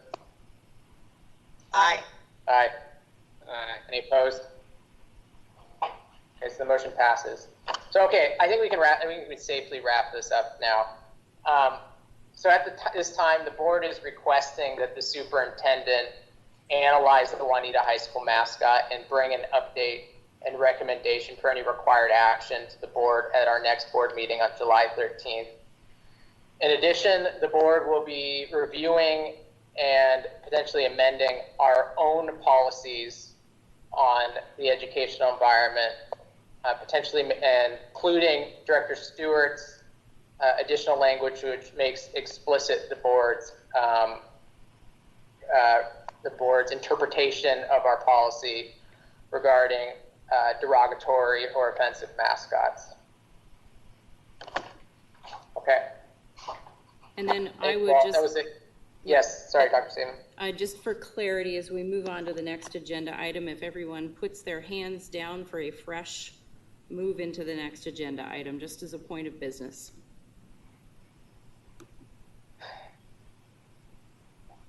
There's the problem with virtual meetings. You never really have to see people just... I didn't want to put any down. Yeah. Okay. Thank you to everyone on the board. That was a very robust and I think fruitful discussion. And I think we made very clear to staff how the board views the current state of affairs and what we'd like to see happen. Okay. The next item on our agenda, on the non-consent agenda, is an update to the fall planning for reopening schools. Dr. Statham? Yep, this is an ongoing work in our district, as you're all very well aware. There's still a lot going on at a regional, state level, as school districts everywhere, and it's certainly not even just the state of Washington, are really trying to dissect the guidance that's been put out, trying to operationalize that, trying to, all of us kind of look into a crystal ball, not knowing where our county will be with reopening. And so there's a lot happening to try to anticipate a number of scenarios that may be what we are working with when it comes to reopening. So I'm going to turn it over to Dr. Holman and Mike Van Orden to just give you an update. It will be probably more brief tonight just because there isn't a lot of new information and just a lot of active planning, but they can give you an update on where we are at this point. Thank you, Dr. Statham.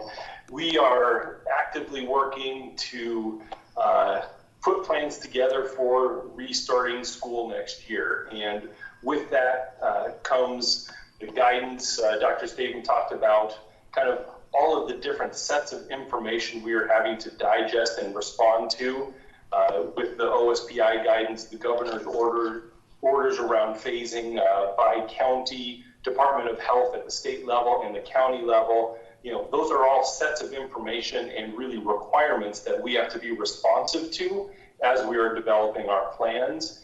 And based on the current set of information we have, it started to narrow down our options that we have for reopening school next year. And so in a letter to the community and staff on Friday, I gave some indications as to the things that we're thinking about, such as looking to be able to provide services for our youngest students on site to the greatest degree possible, knowing that students will need to be on campus at least part of our weeks. Those are the things that we are working actively towards because we know our parents and families, they really need a decision point as soon as possible so that they can actually make plans for their students should they not be in school full time. And so Mike has an update right now looking at some of the models that we're actually evaluating right now as we determine and make decisions so that we can communicate with our families. And so with that, I'll hand it over to Mike so he can share with you the work that we're currently doing right now and hoping to make a decision around the model here within the next little while. Thanks. As Dr. Holman mentioned, we're focusing our update tonight on a very specific part of our planning. At the same time, I can't understate the complexity of the work that's happening we're basically reinventing the way we deliver schooling, all the way from how we deliver day-to-day instruction to the way we get kids to school, to the way kids work in schools. And so just know that underneath the update we share tonight, there's a tremendous amount of work going on. And I don't want it to sound like, well, just because we're talking about the scenarios, there aren't countless other things happening.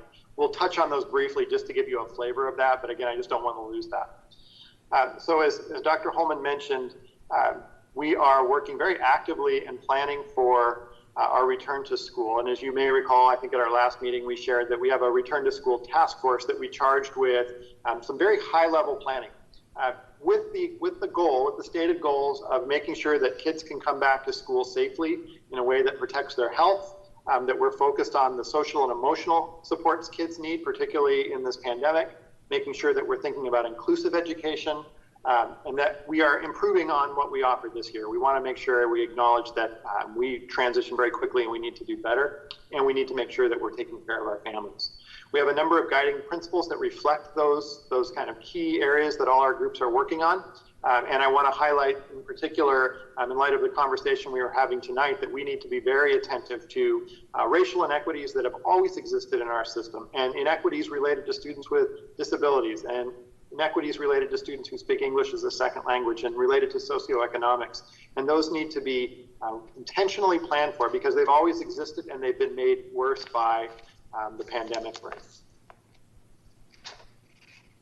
So as I mentioned, we've had 3 work groups, and I'm going to focus very specifically on the scenario planning tonight. So the scenario planning work group was charged with looking at different models, what we call hybrid models, that we are thinking about how do students return to school. They were charged also with looking at things that could be beneficial from each of those options, as well as challenges or constraints, and tasked with talking about mitigating factors. How can we address some of the challenges we can see so we can get to the benefit?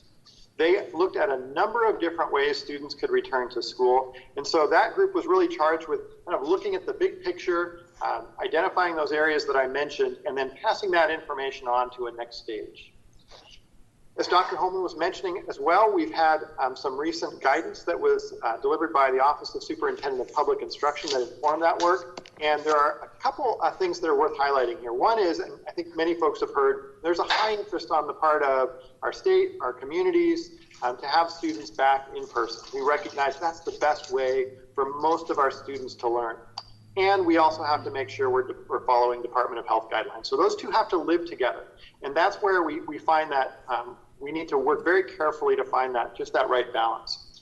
In addition, there's an expectation that our students are getting the full range of time and days next year. We're working to define exactly how those will be counted. We also have to be ready very quickly to move to a full remote setting. We're not going to have 2 weeks to plan next year. If we do need to move, we are expected to move very, very rapidly. And finally, we'll be expected to provide and think about daily attendance. In addition, I was mentioning briefly before, we need to be thinking about how do we keep kids safe and healthy. Right now, that guidance is coming across as social distancing. And there's kind of a standard that's being expressed that social distancing is looking at 6 foot in classrooms. And so really that is starting to drive, as Dr. Holman was mentioning, the scenarios that we can look at for students to return to school. Because if you have to keep students apart, then we have to be thinking about the capacity of a building and a classroom to hold students that are spread that far apart. And that starts to have a pretty significant impact on what options are available. For example, in a classroom, if you're going to keep kids 6 feet apart, you're looking at probably a maximum of anywhere from 16 to 20 smaller students, and maybe even around 15 as you get to larger students, where if you have any more students than that in a classroom, you just can't fit everybody in and keep them 6 feet apart. And so that's a major factor. But also we know we have very busy hallways, busy lunchrooms, and schools, as we've worked on for years, are full. They're in many cases at capacity. So that's going to drive the scenarios that we can think about. There are a number of other things that we'll be thinking about over the course of the summer and into next year, as I was mentioning, that will need to happen as well. So that's guidance that we've been getting from the Office of Superintendent of Public Instruction. So based on that guidance, based on the work of our scenarios planning group, there are three ways of thinking about schools, three ways of thinking about returning, or what we're calling models that are the most viable. One is in person. That's what we want to make sure we do. That will come with, even when we do get back to in-person, changes in practice. Things like safety protocols, cleaning protocols, health protocols that will need to be in place. And for us to go there, we're going to need approval from the governor, Department of Health, and right now our re-entry really isn't tied explicitly. I'm talking about schools when I say are across the state, isn't tied explicitly to the return phases that are being outlined by the governor. And so we're going to be expecting to get some direction on when we can go back full time. It's not going to be a decision, I believe, that individual districts are going to be allowed to make. The other way that we're anticipating that will be most likely our fall scenario will be what's called a hybrid model, where some students are in school and some are out. And this is where Dr. Holman was saying we are going to be really drilling down into what are the different scenarios that are most likely to meet the various needs of our students and staff.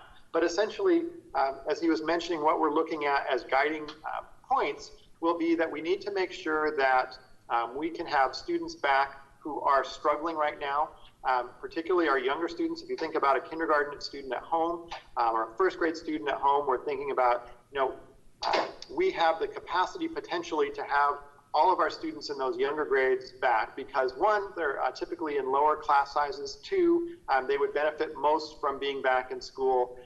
And three, we think we may be able to find the capacity in our buildings to make that work with social distancing. So we're looking at where's that threshold where we can have enough staff, enough space, have few enough students in a building that we can actually have some of our students actually back for a significant portion, if not all of a week. We also, though, for any student want to make sure that they have the ability to come back and have some in-person learning unless we're being told they have to be completely remote. And so we're looking again at what does that look like? And this is where the details get very particular in what we're working on this week is there are lots of different ways to do that. Essentially, though, all of them boil down to splitting your population in half and then having one group that's on one schedule and another group that's on another schedule. And essentially, you could stagger them. So one group comes one day, the other group comes the next day. Similarly, you might have students coming for 2 days in a row, and then another group comes for the next 2 days, and then you have a day where possibly they alternate. So we're in the process right now of identifying what configuration will actually work the best, because there are lots of factors to consider. For example, if half the students are in a class and half are at home, how does a teacher make sure they're both getting a really high quality experience on that same day? And so there's lots of different ways that you can kind of figure out how that might be. In addition, if they're all home, how do you make sure that we continue to provide really high quality instruction? We also need to make sure that whatever plan we come up with allows us to pivot quickly into a remote option or an in-person option, or even a phased option where students are coming back to school. As with the full in-time, we need to make sure that we can have the capacity for safety protocols, cleaning protocols. And so again, as we're thinking about having groups that are coming to school on a schedule, we want to make sure there's time to clean schools as well as make sure that we are keeping the schools safe while they're there. Finally, we know that we will have some of our students that will need to be home fully remote. They will have health or safety issues. We also have staff members who are in that same boat, and we will have students that maybe need to be isolated for 2 weeks. And so we need to make sure we have a robust remote option. So those are the three models. And then within the models, again, there's quite a bit of work that needs to be done to define the details, particularly for that hybrid model. And so right now we're working with our Lake Washington Education Association members, principals, as well as other administrators centrally to get very clear on what is that hybrid going to look like with the goal of having some additional information by the end of the week. And then going to our community. And I'll share more information about that timeline in a moment. I want to be sharing that there's lots of detail work to do before we get to that next level of detail, which I know folks are really anticipating getting. The other thing I didn't mention briefly is, in addition to our youngest students, we're looking at how we might be able to support students who are currently in programs by being able to actually come back in person, again, for a certain number of days per week. And again, those might be in classes. They also might be days where students come and get additional services and supports in addition to participating in general education, remote or in-person instruction. So, as I mentioned, Mike, Director Carlson had his hand raised. Before you move on, I wanted to let him ask. Sorry, thanks. So, Mike, I just wanted to clarify. You said that our restart is not necessarily tied explicitly to what phase we're in. There hasn't been a specific, which would be ideal, right? We would say phase 4, you can come back, and I think you saw in the Seattle Times this weekend, they're saying, phase 4, we're going to come back. Yeah. I think I just think the governor will say, yes, that's actually what you can do. So yes, I think we should anticipate that, but ultimately there will be a decision made that we're going to have to follow, and that'll be based on Department of Health, governor.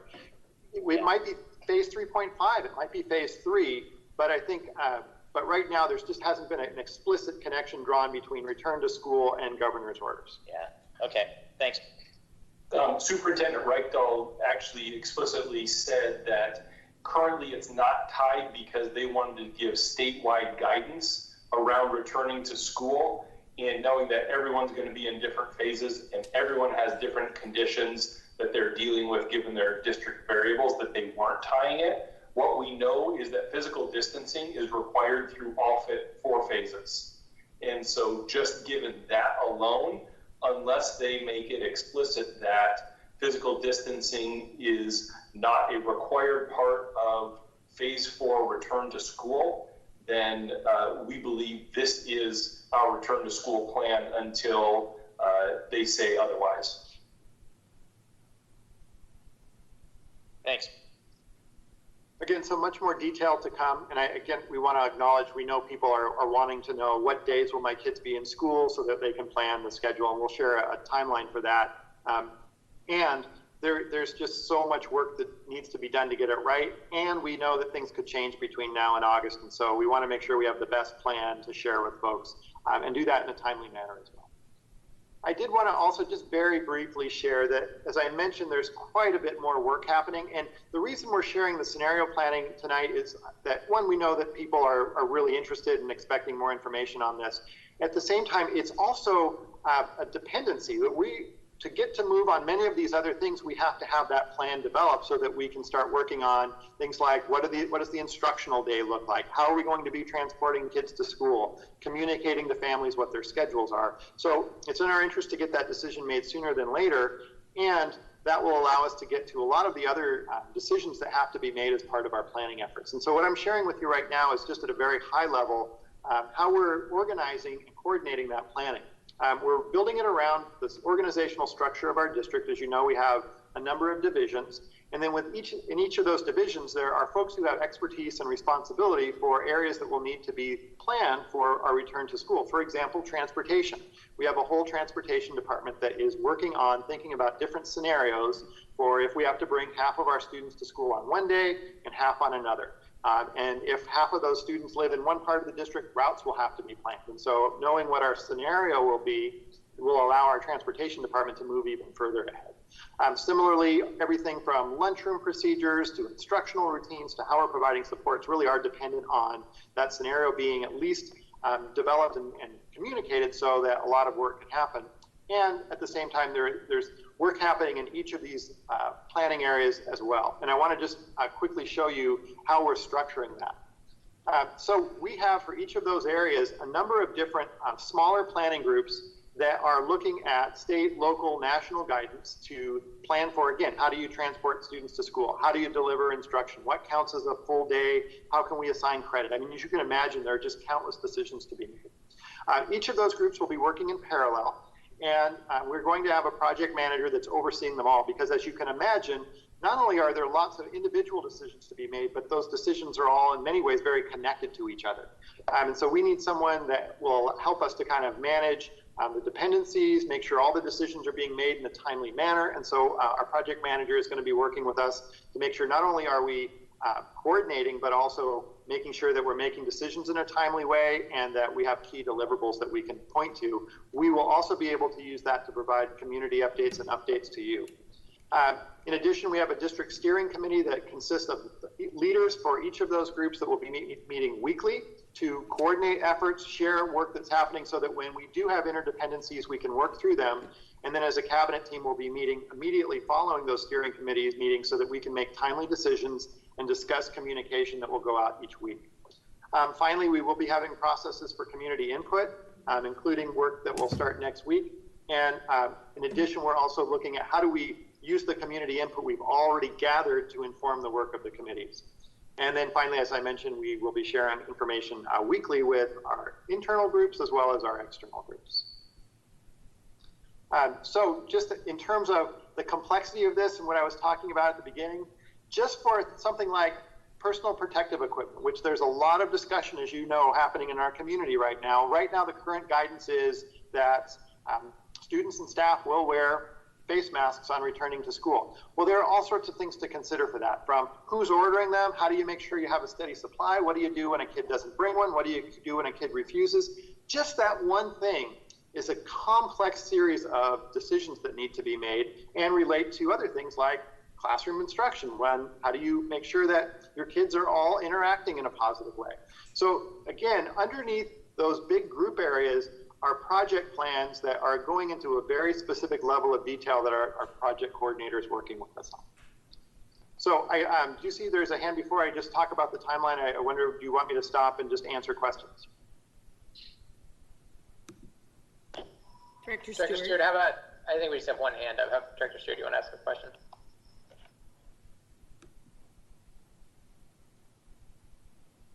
Still having technical difficulties. I have technical difficulties, and I missed a good point of your slides. Would you mind sharing them with us via email? Yeah. I'm sorry to have had that, but I nearly shot the screen. Yeah, I'll do that right after I'm done with the presentation. Thanks, Mike. No, at your leisure, at your convenience. Okay. So the last part is, again, a high-level timeline, much greater detail under this, but just, again, that we're providing an update tonight. So as you know, we have our Return to School Task Force I mentioned that was convened in May.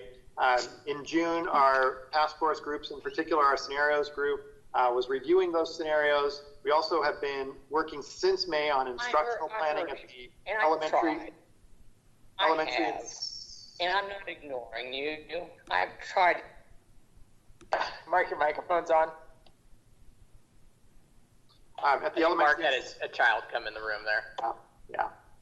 At the elementary and secondary levels. And as I mentioned, we've identified some viable hybrid scenarios that we're vetting this week with the goal of by the end of the week having a recommended scenario that we can share that's much more specific than what I shared tonight.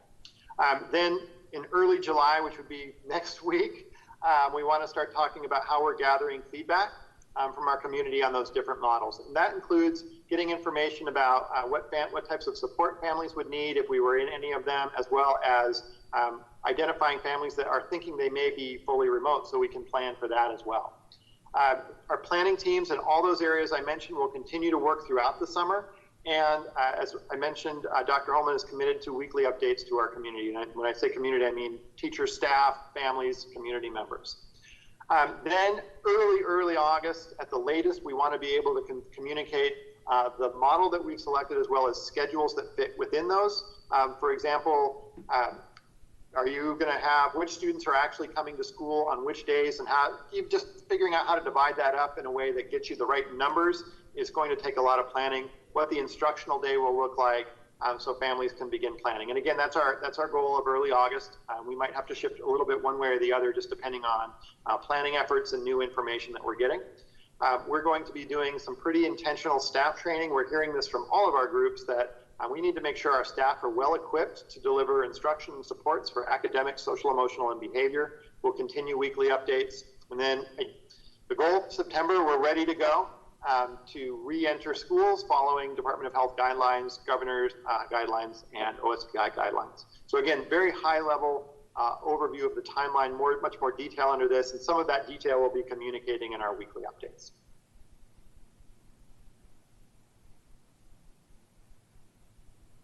And that is officially the end of our presentation.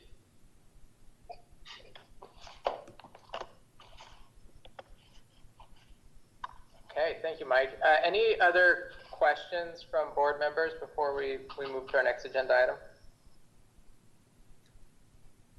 Eric, I'm just going to take point of privilege tonight, and yes.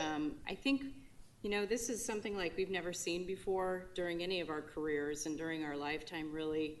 And I was glad Mike put up the one chart that shows the decision making just for the one piece. I can't overemphasize how complex this is, and we know it's super frustrating for our community patrons because they're wanting to make decisions. What we want them to know is we want them to stay with us in our schools. We want to have children back as safely as possible and as soon as possible, and we want our families to stay connected with our schools. And I also want to commend all of our teams. They have dug in, and this is not those typical meetings where you can kind of wrestle a problem around and come to a conclusion and make a decision. This is dependent upon so many areas, and they have hung in there amazingly well and are leading this work and doing such a great job.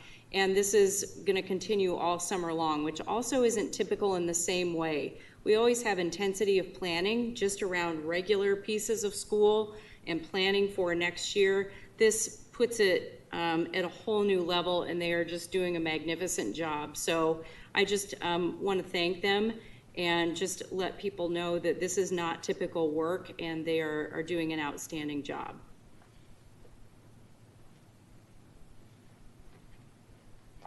Thank you. Director Bleasner, your hand is raised.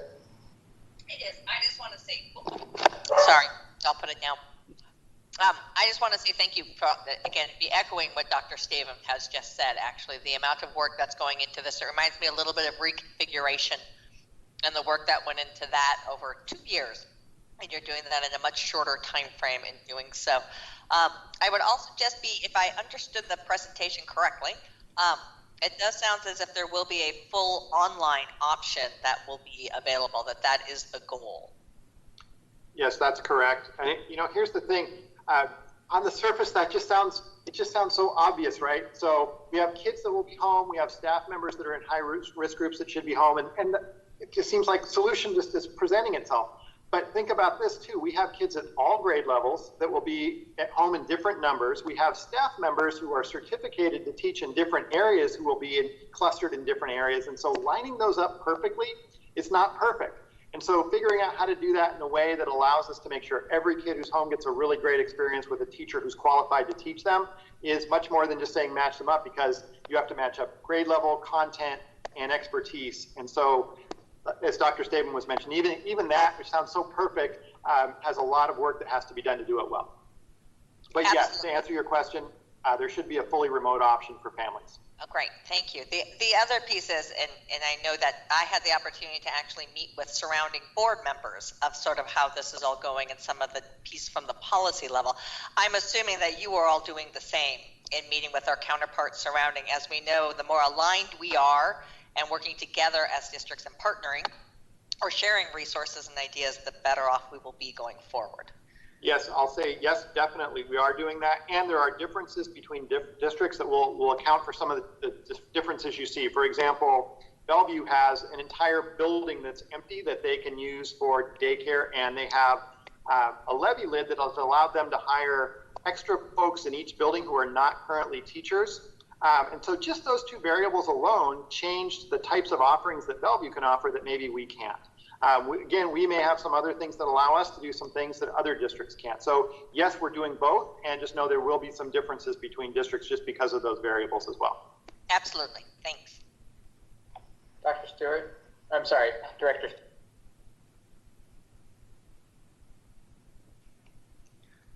Mike, I just want to thank you very much for knowing the information in the update, but I've seen what you're doing, and it's heavy lifting of the heaviest I've ever seen in the last 6 years. You have my total respect, but also my sympathy, because God knows I wouldn't want to do that job. But thank you, Mike, and you tell your staff the same.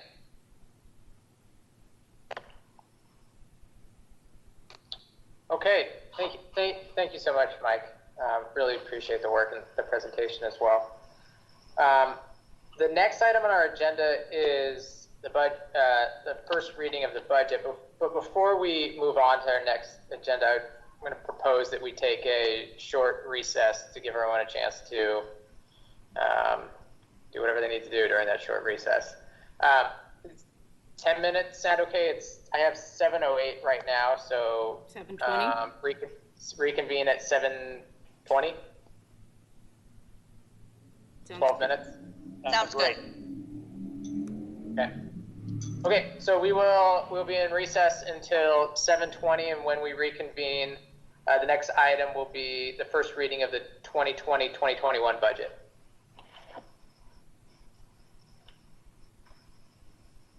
Okay, we're in recess.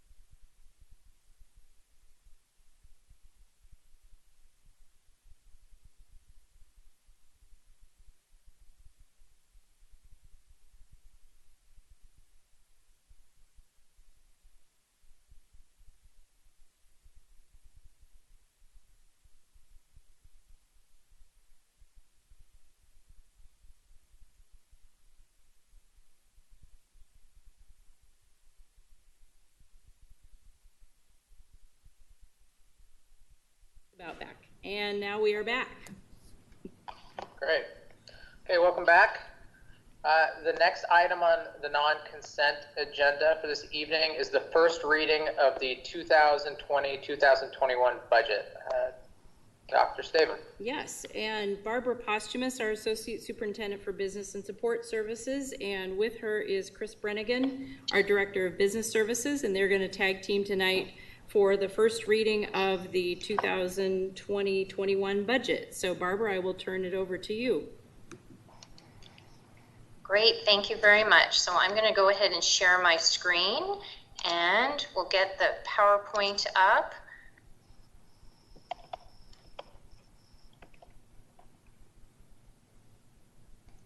All right, so you should, are you seeing my screen? Yes, we can see it. Because I now cannot see my screen. There we go. All right, so I am pleased to present the first, the budget, the 2021 proposed budget this year. We have, this is the second year of a biennial budget adopted by the legislature, and this budget provided very small changes to special ed funding, professional learning time, IPD and COLA. This budget, we started preparing this budget prior to school closure, prior to COVID. So planning has started in January, and then we had to quickly kind of shift. And once the school closure happened, we had to shift. And so you'll see later on during the presentation, a lot of our focus in this budget is really about getting back to school and what we need to do for fall planning. So we did get input on this budget. We solicit input from our departments, and we have a process for prioritizing requests. And we shared information with the board at the June 8th study session. And again, the budget incorporates revenue expenditure changes that are needed, such as enrollment, staffing, grants, fixed costs. There are two documents that are on our website and that the board has. We have what we call the official F-195 state format. That is the official budget that the board will adopt in August, and then there is a summary document that follows the Association of School Business Officials Meritorious Budget Award criteria. So I'm going to provide you tonight with an overview of the budget. We're going to talk about the policies, provide an overview of all our funds, do a deep dive into our general fund revenues and expenditures, and talk about our strategic work and resource alignment and the next steps. If anybody out there in the public that is viewing tonight would like a copy of our budget, it is on the website, and then, or you can call the business office and call or email the business office and get a copy. So, all right, so tonight, just to give you an overview, our budget process is driven by our policies, our administrative policies, and that drive our work. And Policy 6000 makes sure the budget provides for staff participation and the sharing of information. And as a district, as I mentioned, we solicit feedback from our departments, and then those recommendations are shared with the board, and they were shared on a June 8th study session.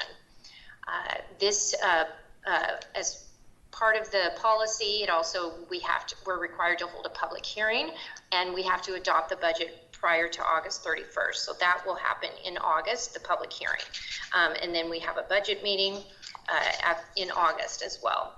So the other policies that drive the budget is OE5, financial planning. And I won't read all of these, but it basically describes what assumptions are made in the budget and how the budget should be shown.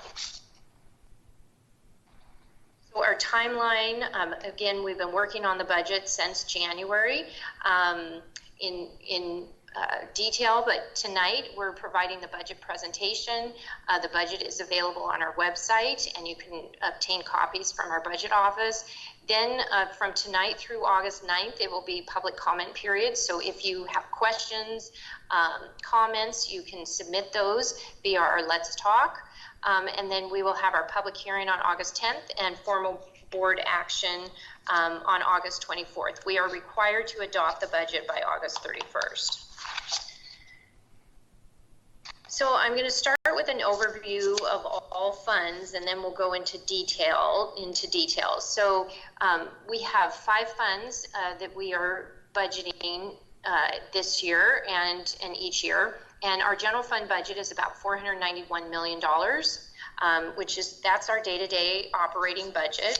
Our ASB budget is our provides for student extracurricular activities in each school. Each individual school prepares that budget and with the student body. So that's $6.5 million.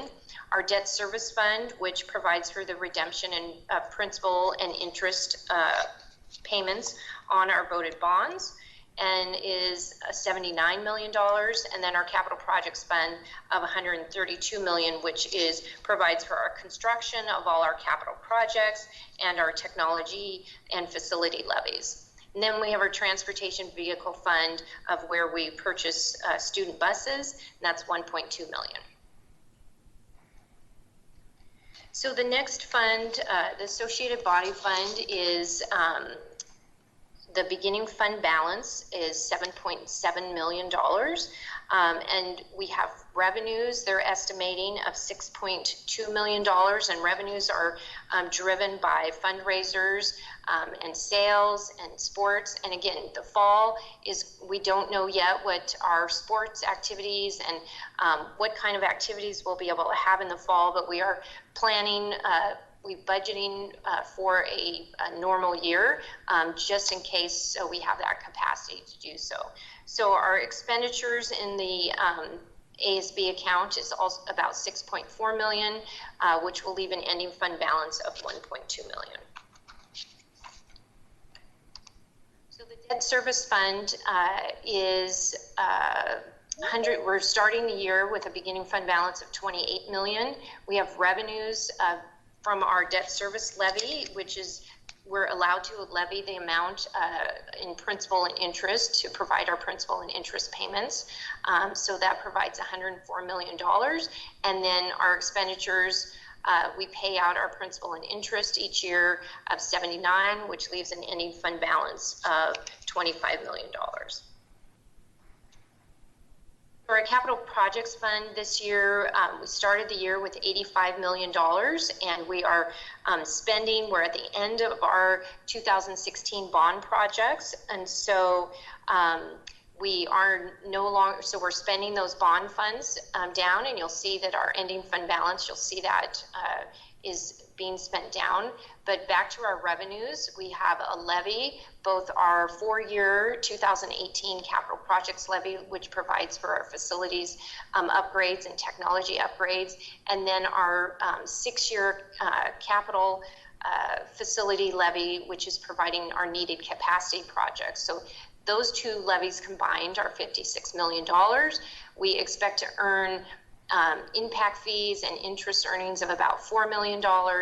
And then we are collecting state construction assistance funds for our 2016 projects. And we expect to finish collections on those projects about $13 million. And then we have $18 million, and we have a purchase and sale agreement for our Rose Hill property that could not be used for a school site. And so we expect to receive those funds next summer. So overall, we have $92 million in revenues, and then we're required per accounting, state accounting requirements, we're required to transfer $8 million out to the general fund. That's where we provide for our technology trainings and applications. And so we spend that money in the general fund. It's tech levy dollars, and those monies get transferred to the general fund.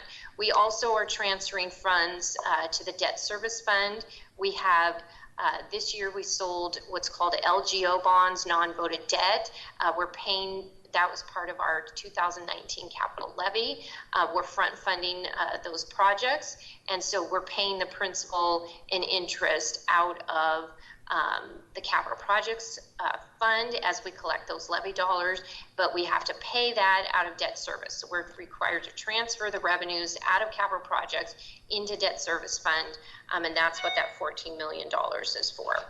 And so we plan on spending $132 million, and on the next slide, I'll show you the projects that we're spending those on. So as I mentioned, a $22 million ending fund balance.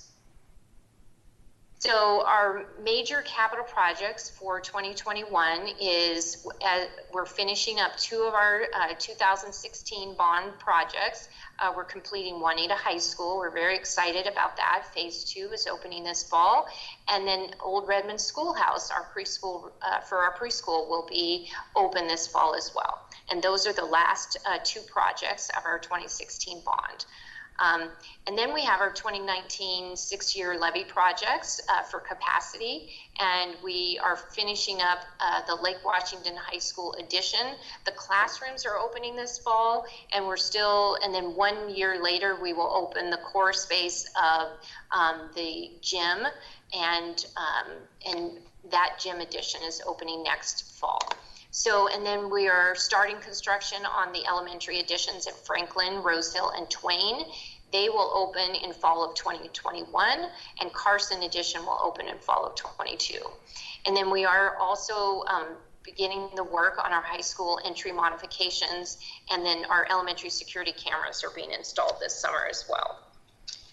And then lastly, our 2018 4-year levy projects. We have a variety of projects such as roofing, under building systems and improvements, that's roofing projects, code compliance, health and safety, school and program improvement projects, and athletic and playfield upgrades, and then our technology equipment, obviously laptops and student netbooks and software and system and training. So all of that work, it's a lot of work that we are doing every summer and during the year for our capital program.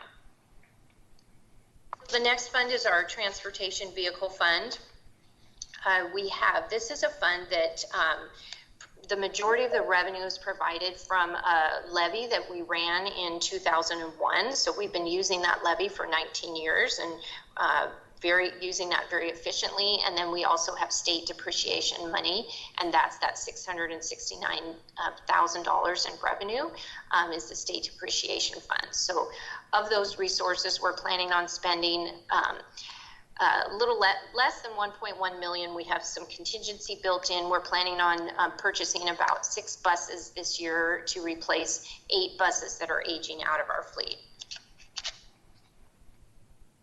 So now I will focus on the general fund and go over the changes in our general fund budget.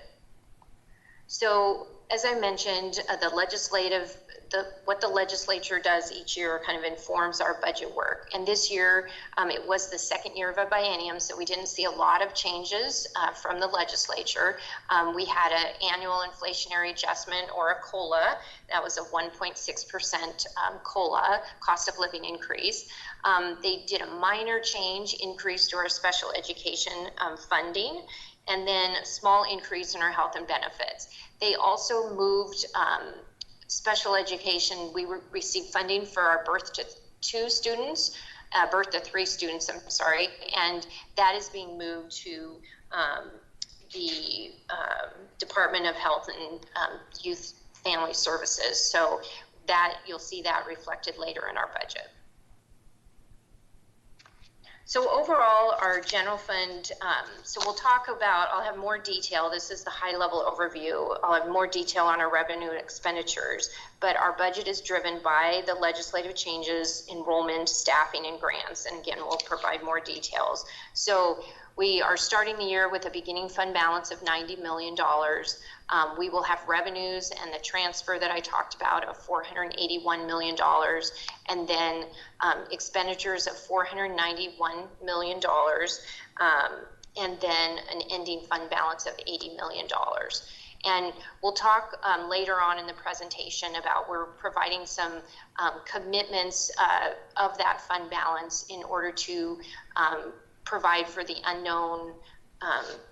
We don't know what fall is going to look like as far as revenue, legislative changes, and potential enrollment changes. And so, again, we'll talk later in the presentation about what we're doing there. So this slide, there's a lot of numbers on this slide, and so I'll walk you through each of these changes. We shared a summary of this slide with the board at the study session, and you requested that we add the actual enrollment information. We shared budget to budget, and so we've also added the actual enrollment information. So the second column is last year's budget, 19-20 budget. We have it broken out by elementary, middle, and high school, and then our Skills Center program and our ALE program, which is at Emerson K-12. And so our total enrollment in the budget last year was a little over 30,000 students. Our actual enrollment was 30,637 students. So this year we saw an increase over budget of about 576 students. And you can see the majority of that, 440 was in our elementary schools, a little more, 152 in our middle school, and a slight increase at our senior high school. So for the 2021 school year, we are budgeting 30,850 for students. We are really just keeping elementary right now level to where we are. So there's no significant changes in elementary over this year. Middle school, because we have a bubble coming through, middle school, we're growing by 115 students, and then at high school, we're growing by 95 students. So we have overall, just in our K-12, 175 more students than we did this year, and our Skills Center slightly more, 42 students, no change in our ELA program. So we're budgeting conservatively 217 students more than we had this year. But when you compare the last year's budget to this year's budget, it's a change of 793 students. So, and we also, this chart represents annual FTE, and so that's what we're funded on, and this isn't head count. So we actually have more bodies in this, but this is our average annual FTE. And then we also provide an additional 500 students in the budget as a contingency amount. So should our enrollment come in higher than we expected, we have both the revenues and the capacity and expenditures to provide the staff for those students. So we also make sure we conservatively budget our enrollment. Our budget is based on our registrations, and as of today, our registrations are tracking with the number of students that we're budgeting. So we are excited to see our students in the fall. Okay, the next slide, and I did not provide the additional detail on this slide because it was a lot of numbers and there hasn't been a lot of changes between budget to actual. So this just shows our CTE programs. We are budgeting the same amount of FTE that we had in last year's budget. In special education, as you can see, birth to 2, we had 260 students, and because that's being transferred to the Department of Youth and Family, that is no longer being budgeted. And then our special ed enrollment is up slightly, about 80 students in our K-21 program. English language learners, the numbers there are budgeted to stay the same, and same as our Running Start. So the next few slides, I'm going to go over key changes in our revenues, and we'll first go over our state legislative changes and how those impact us. And the main driver of our increase of $6.9 million is really the IPD and our pension and benefits. So that's the state changes for those. The state also provides a small inflationary increase for our material, supplies, and operating costs. So that's about $800,000. And then special ed formula changed, $200,000, and then we're losing revenue because of the special ed infant and toddler transfer, but we're also losing, we don't have to spend those funds as well. So a total legislative change impact to the budget of $5 million. Our enrollment impacts, so as our enrollment, that 700 students that we talked about, that's a $7.8 million impact. Our levy increases based on our voter approved amount. The levy, so it's an inflationary adjustment, it's still less than the amount authorized by the legislature that we could collect. So, and then our categorical programs are increasing slightly, our Running Start funds, transportation, English language learners, and our lab program. So total local impact of $12 million. The next slide is our federal grants. Small changes in Title I. We actually received a large increase last year, and then that increase is really being reduced this year, about $1 million. So we're using carryover to smooth out the reductions, and we'll have to make additional reductions next year. We also had a small decrease in our federal special ed funds. And then our other self-supporting programs are grants such as extended day, nutrition services, our accelerated program testing fees.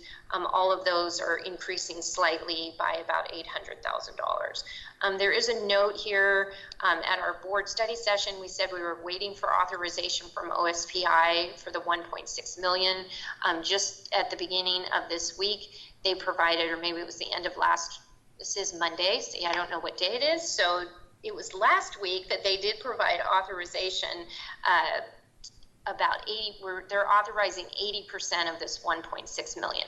So we have been told we have $1.2 million of this money, but there is the concern that the legislature may come back in session and say, well, if we're giving you this new federal money, maybe we can reduce your basic ed money. And so we are keeping an eye on that, but we hope to be able to use these funds to really provide for all the supplies that we were having to buy, that our personal protective equipment, our cleaning, our child care, and academic support is that we need for fall planning. So that's the goal, to use those funds. So the other, just a summary of the key changes in revenue, total revenue changes of 17.5 million, which is a 3.8% increase over the prior year. This shows another view of our budget. It's what you see in our actual budget document. It's a comparison of our revenue, state-defined revenue categories from the prior year's budget to this year's budget. And so you can see the 3.8% increase, and I won't go over every number because basically our state apportionment is based on, that's our largest source of revenues, that's based on our enrollment, number of students attending our schools, and then the legislative determined salaries and benefits. So as I mentioned, the state categorical is being reduced. That's really because of the birth to 3 money that is being transferred out of our budget, and then the federal change in Title I is really why that decrease is happening. And our levy funds are voted on a calendar year basis, but they're collected on a school year basis. So and then just minor changes in our fee programs and our capital transfer. So next, I'll talk about our key changes in expenditures, and we have the budget is increasing about 5.5 million due to the staffing. As we grow in students, we need to grow in staff. So we are hiring $5.5 million worth of staff, and then we also have increases of $11 million for compensation and health benefits and pension. The special ed infant and toddler transfer I mentioned is decreasing our expenditures, and then our categorical grants and self-supporting programs such as nutrition services, Running Start, and extended day are increasing by $1.5 million. Every year we also have fixed cost increases, our insurance premiums to insure our property and liability insurance increases, our utility costs go up, and then we are having to lease space because of our growing staff and student enrollment. We need more space, and so we're having to lease space to house not only our staff but our students. And then increasing, Metro has increased their cost to transport students for the Metro routes that we have. And then each year we do budget one-time expenditures in our budget, and so those are being reduced each year. And then later on in the presentation, we'll go over our strategic and organizational work where we're committing additional resources of $9.7 million. So overall, a $24 million increase and about 5.8% of the budget. The things we're required to put in our presentation, the state requirement is how much we are funded on our materials, supplies, and operating costs. The state provides about $40 million. We spend $31 million on materials, supplies, and contractual services. And the difference is really used for special education, where the state does not fund us 100%, substitute costs, professional learning, compensation for curriculum work, meetings and trainings. All of those things the state does not provide funds for, but obviously those are all needed to impact student achievement. So the other, this is an overall look at our expenditures by state-defined program category. Again, the overall increase of from 466 million to 491 million, or a 5.3% increase. All these categories include our enrollment increases, our grants, and our required organizational needs. I won't go through every item, but some of the ones, as we mentioned, special education, you'll see later on in the presentation some strategic ads in that category. Compensatory ed, that's really, we're increasing in some other grants. National Board Certification Program is increasing. Let's see, another one with district-wide support, that's where our insurance and utility costs are. And then in nutrition services and transportation, as our enrollment grows, we need to feed more students. And then we also had a required transfer. Our crossing guards actually had to be moved out of regular education to transportation. So that's just a accounting change, but that's why it shows an increase in that category. All right. So the other thing that we have the state requires as part of our budget presentation is not only showing you the 1-year budget, but a 4-year outlook. So, so first we want to talk about our assumptions when we project our budget out for 4 years, that we are assuming that our revenue enrollment growth is averaged about 0.5% a year. We don't have significant changes in state funding, and then our levy is maintained based on the voter approved amounts. We align our staffing with our enrollment. We are going to continue to need ongoing fixed costs and local needs as we continue to grow. We have always been looked beyond a 1-year view and done our enrollment and financial projections with the long-term view in mind. So we helps makes decisions in the short term with the long-term view in mind. So we don't want to commit future dollars that are not available. So, so one of the things I'll show you, this document is, this shows, and we went back to we include the 2018-19 actual information. We have last year's budget, and then the proposed budget of 2021, and then the 4-year outlook. And you can see that we are projecting, we've grown our fund balance over the last 2 years, and we did that purposely because we knew that we would have additional increases in spending in 1920 beyond due to legislative mandates implementation of SEB. We've been opening new schools the last couple years, including this fall. We're opening Old Redmond Schoolhouse.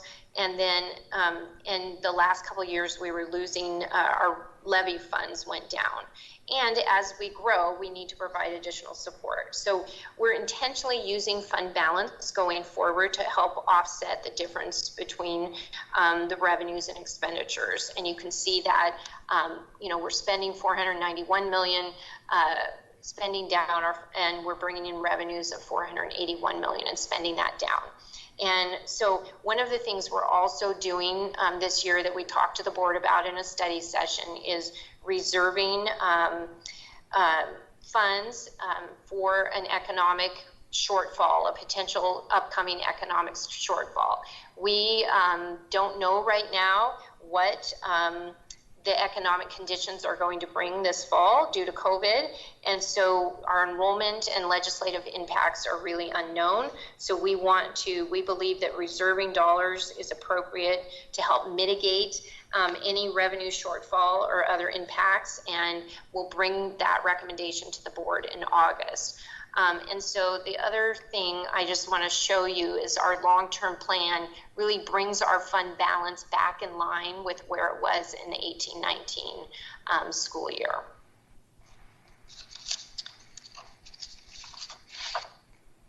So next, I'm going to turn this over to Dr. Holman, and he's going to go over our strategic work and resource alignment. First, I'll show this slide. Our district has been given the Meritorious Budget Award for the last 2 years. I think that should have been 3, but I will double check that, sorry. And it really, having our budget document receive this award really shows our commitment to aligning our resources to a strategic plan and our sound fiscal management. So our budget document, as I mentioned at the beginning, is in line with the criteria, and we're very proud of that fact. So I think, Dr. Holman, do you want to take it over from here? Yeah, that'd be great. And so I want to highlight something that Barbara said kind of up front. We started this year's budget process before COVID, before the school closures, and really anticipating a pretty typical end of the year and then planning for the 2021 school year. And so with that, we asked the organization, our directors, our building leaders, to think about what are the strategic ads that we should be thinking about as an organization to address these strategic goals: academic success, well-being, community engagement, excellent staff, and effective use of resource.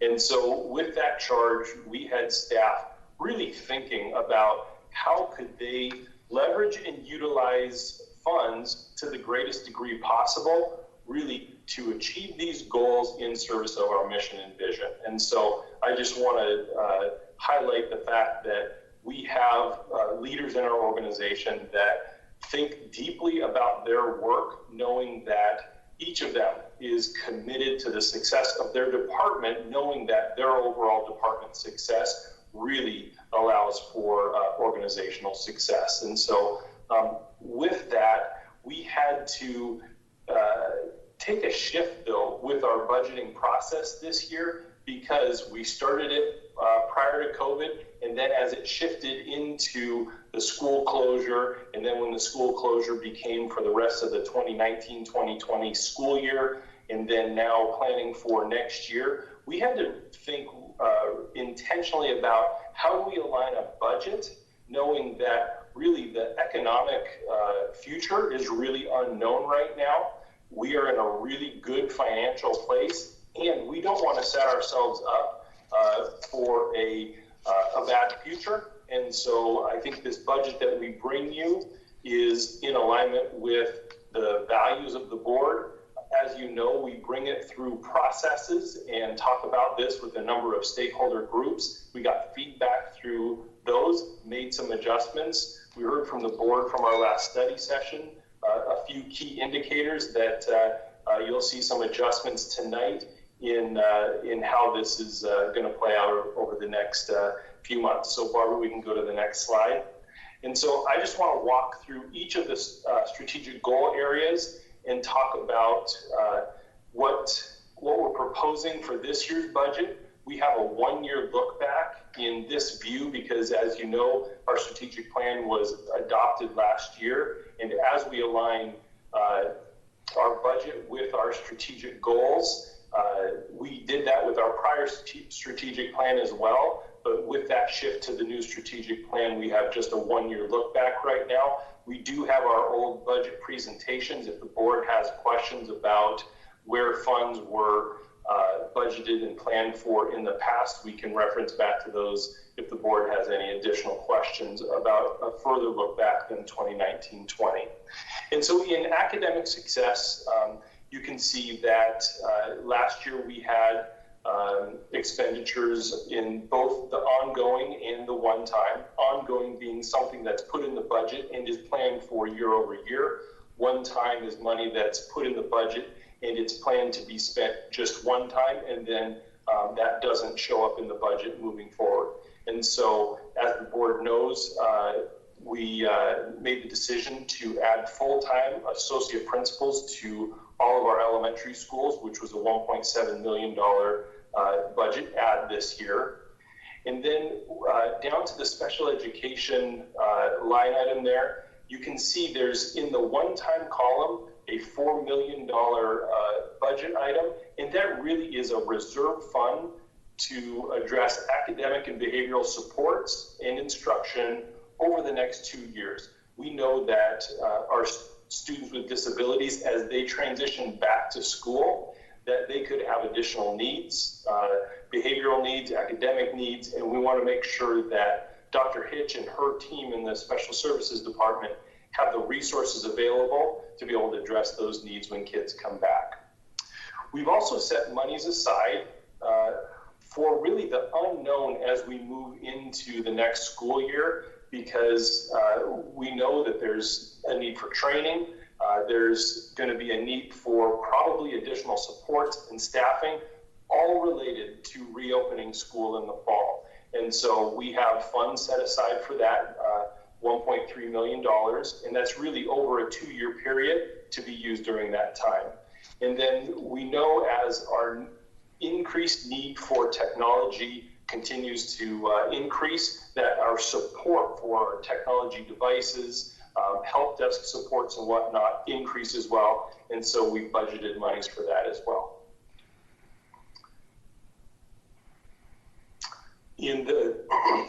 This is the second slide, thank you, for academic success. And you can see there under data research and accountability, we have really a large need in that department to make sure that we have the supports in place, to make sure that our testing program is operating, that really Tim Krieger and his team have the specialist support to be able to do a myriad of responsibilities for the entire organization. We also have in here funding for high school deans of students, just as when we think about supports that our high school students are going to need, when we think of the grading system and the incompletes that are being given to students right now, and knowing we're going to want those students to remedy those incompletes as they are working towards graduation, our high school deans will help support many efforts, including those efforts as well.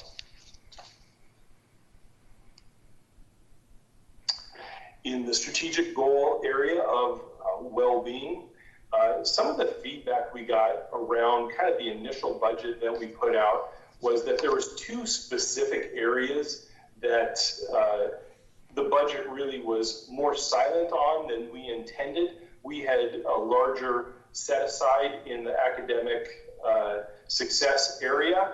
And what we did here was we pulled some of those funds out to be much more explicit around areas that we are extremely committed to. And those areas are both our equity efforts and our behavioral and mental health supports. So starting with equity, we have identified funds both in the ongoing and one time. in the ongoing category, there's $200,000, and it really, that is for Associate Superintendent Matt Gillingham to work with our Director, Gloria Henderson, our Director of Opportunity, Equity, and Inclusion, really to identify what are the highest leverage needs in her department right now as we identify our ongoing equity work in the district. And so that could be staffing, that could be funds for community partnerships, but it's really for them to work through a process to identify the highest leverage place to use those funds regarding our ongoing equity work. And then the $200,000, really the thinking around that is just that continued support for the professional learning of the organization around equity and racial equity, making sure that Gloria has what she needs in her budget to be able to implement that. And this is really a supplement to her current budget because she does have a current budget for professional learning. This is in addition to those funds. We also, in our safety, security, and supervision, have identified middle school supervision supports. Our middle schools talked about some of the very needs that they have. And so this isn't specific right now because we actually want to sit down with our middle school administrators to actually talk through how do we use these funds, $234,000, to the best degree possible to support our middle school students. And then that next area, student services, the behavioral and mental health supports. This was an area that the board actually brought up as well, that we know we have a number of students that will come back to us. Dr. Holman? Yes. I'm going to stop you for just 1 minute. We're having some technical difficulties. So if you would wait just 1 minute.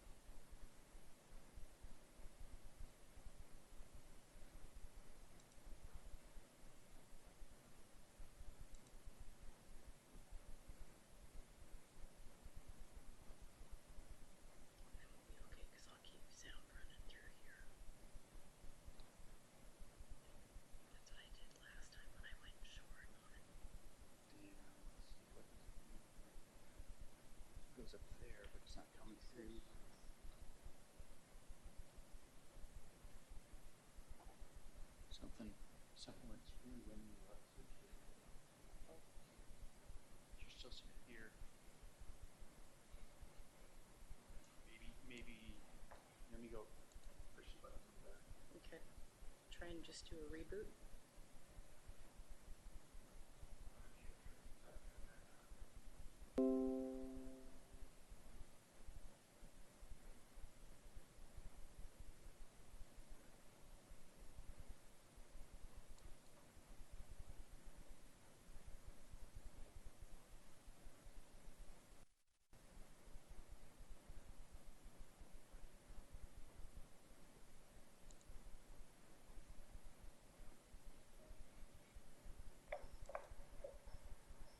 Can anyone tell if is it the video that's down for this web streaming? I can't tell.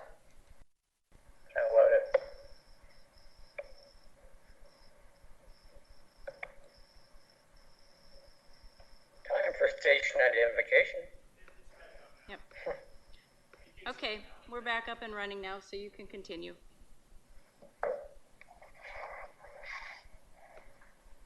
Okay, thank you. So I believe I was talking behavioral and mental health supports, and so these funds are again to provide our Director of Student Services, Johnny Fu, and Associate Superintendent Matt Gillingham, really that flexibility to identify what are the highest leverage ways to support our students as they transition back to school, working with our current agencies, whether it be YES, Youth Eastside Services, or Evergreen Healthcare in those supports or otherwise. Okay, Barbara. And then around community engagement, you can see here last year a relatively large ad. This year the ad is really focused on a website tool for accessibility, and that really is a legal requirement that we maintain an accessible website. This tool allows us to do that with fidelity and a little bit more efficiently as well.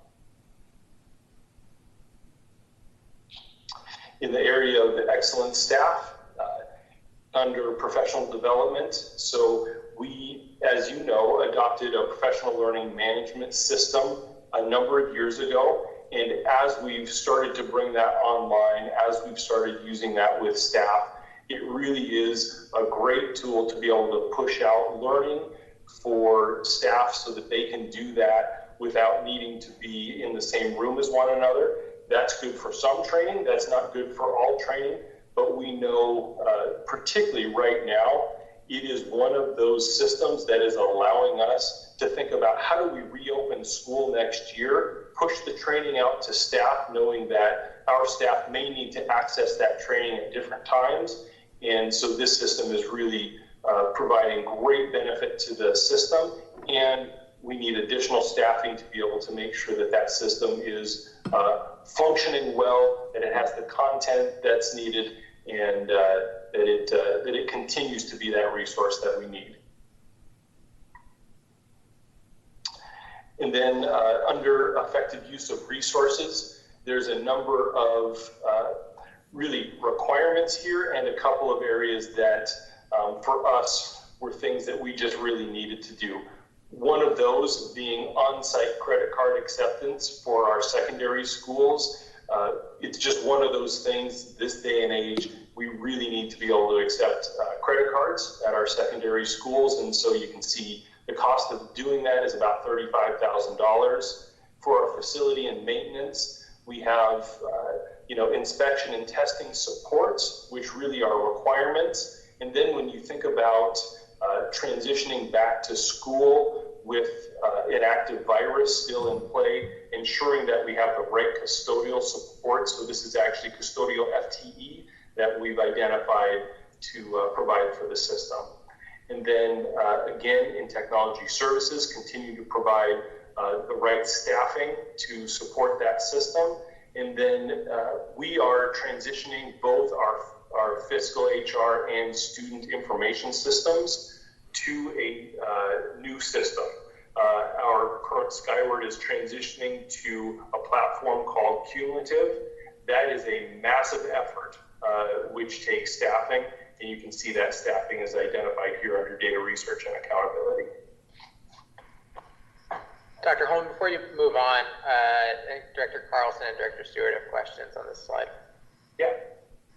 So, John, I just wanted to be clear, when you say ongoing on these slides, and this was for slides 33 through 38, when we see an ongoing in 2019-20 and then we don't see an ongoing in 2020-21, that doesn't mean that we haven't continued. It was that it was an ad in 2019 and we were still paying for it in 2020, yes? Correct. So in 2019, we built it into the ongoing budget, and so we don't show that again for next year's new ongoing.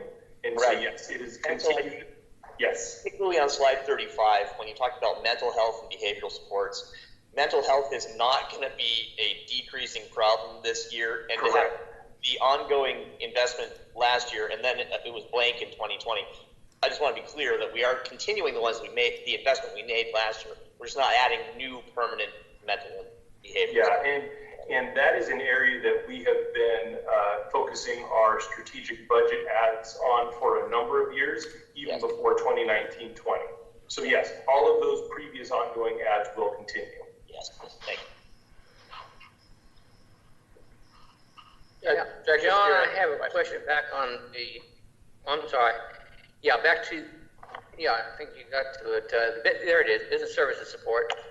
And I know we're moving to on-site credit cards, which I've been an advocate for years, especially after we cut back our staff for taking cash at the high schools.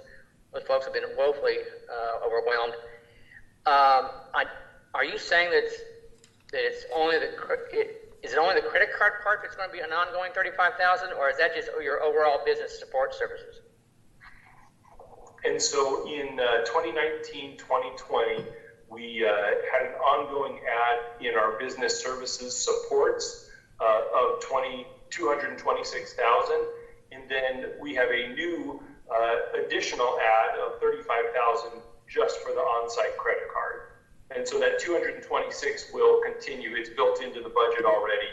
That 35,000 is a new add to the budget ongoing for the future. Okay.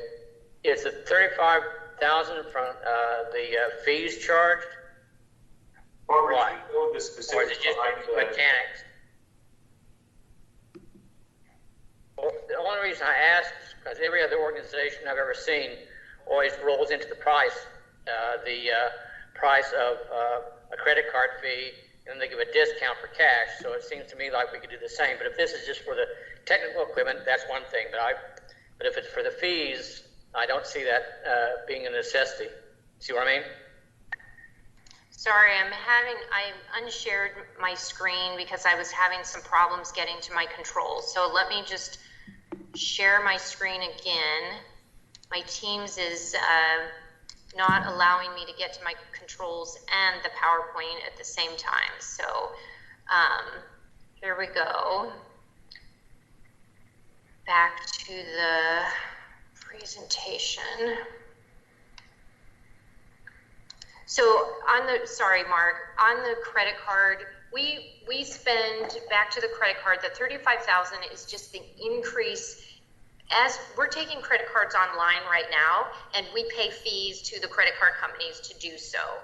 And the $35,000 represents the increase in the fees to the credit card company because we expect more charges on credit cards. So we pay over probably $200,000 to the credit card companies in fees, and this will increase that. I have a really hard time understanding how my gas station can roll that fee into the cost of my purchase, and we can't. Well, we do charge a what's called a convenience fee online, but you're not allowed to charge that fee in a face-to-face transaction. That's the rules the credit card companies set out. Because that's the rules the credit card companies set out. I also want to correct you. You made a statement on that we reduced bookkeeper staffing when we implemented credit cards many years ago, and we did not. No, you misunderstood. You misunderstood. It was the step when we moved from 3 years of high school to 4 years.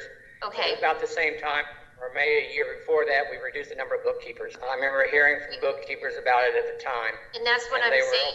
Is, I'm just letting you know we did not reduce the number of bookkeepers. It would be a true statement that our enrollment, increased in our schools when we went from 3 grades to 4 grades, but we did not reduce the number of bookkeepers.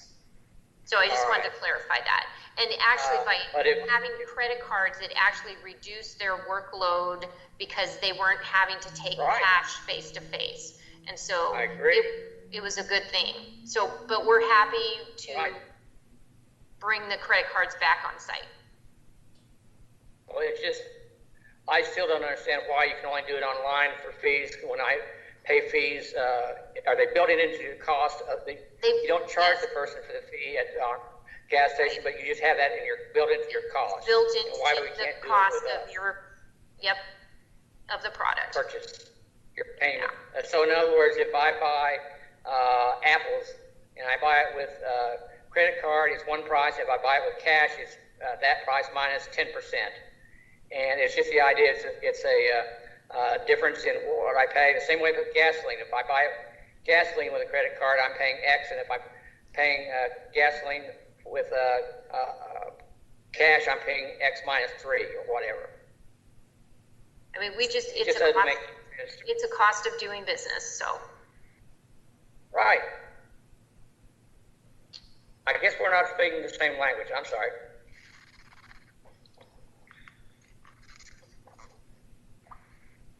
I'm happy to follow up with you separately, Mark. Yeah, let's keep, I think John was on to the next slide. Yep. And this is just a summary slide for the board to see what we spent, and this was in total. Not all $6.7 million last year were ongoing, nor are all 9.7 this year ongoing, but you can kind of see where did we allocate resource over the last couple of years. And so with that, that's the conclusion of our strategic slides, I believe. Is that correct, Barbara?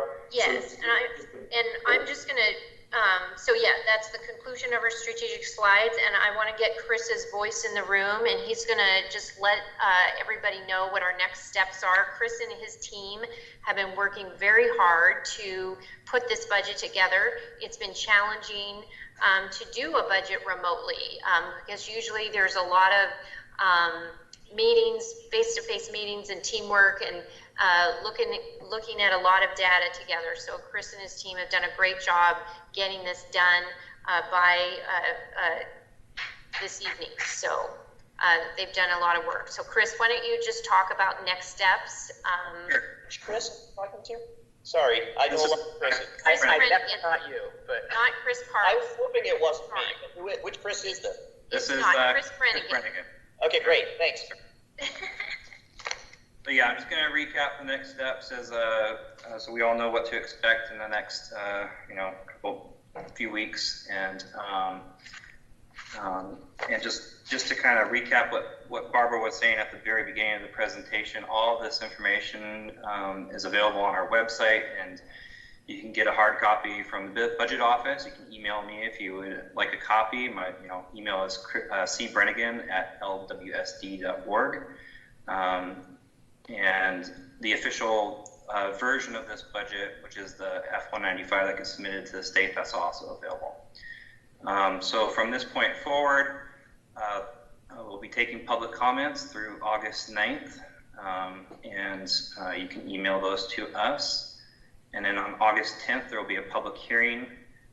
We'll publish in the newspaper 2 weeks prior to that the announcement of the public hearing. And then formal board action, adoption of the budget would take place on August 24th. And we just need to make sure that we adopt the budget before August 31st. Did I miss anything? I think you got it. All right. So, all right, thank you. Any further questions? I have a question. Is it available on the website right now, or will it be available on the website? So I was poking around as you were. It's available under the board meeting. It should be available under the board meeting agenda. So it should be one of the documents under the board meeting agenda. Okay. And both the F-195 and the budget summary, and then it will be posted also in the business services department section of the website as well. I can confirm it is under the board meeting agenda currently. Right, I'm glad to hear it. For those who can't wait any longer to read it tonight, that's where you can find it. Right. Director Bleasner has her hand raised. Thank you. Just a quick, so thank you for the presentation on the budget.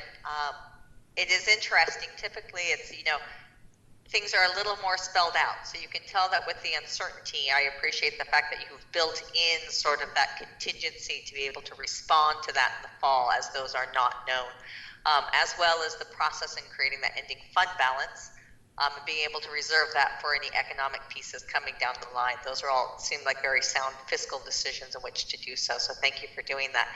So as we go through and we have the those dollars that are sort of more like 4 million in this and 2 million here that are sort of general, will those get specified along the ways, and when would that information be coming back?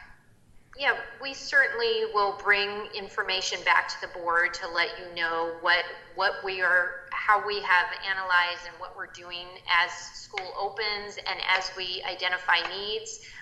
We will be bringing information to the board, as well as we need to share with the board, you know, what we're spending on, you know, our personal protective equipment, the supplies that we need to get school back in session. So we will continue to update the board on those costs.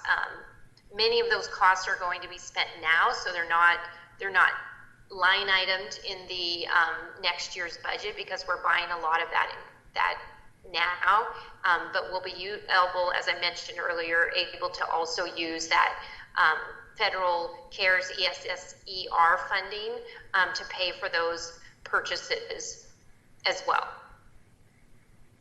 Great, thank you. That was helpful. The other question I have is, we spoke much about excuse me, the strategic additions that took place, and it doesn't need to be this evening, but at some point I'd be intrigued to know what strategic subtractions did we potentially make? So as you analyze those programs and things, what things do we get rid of if we find that that's not a necessary place to be? Just sort of one of those components. I don't see that needed tonight, but possibly in the future at some point. Great. Thank you.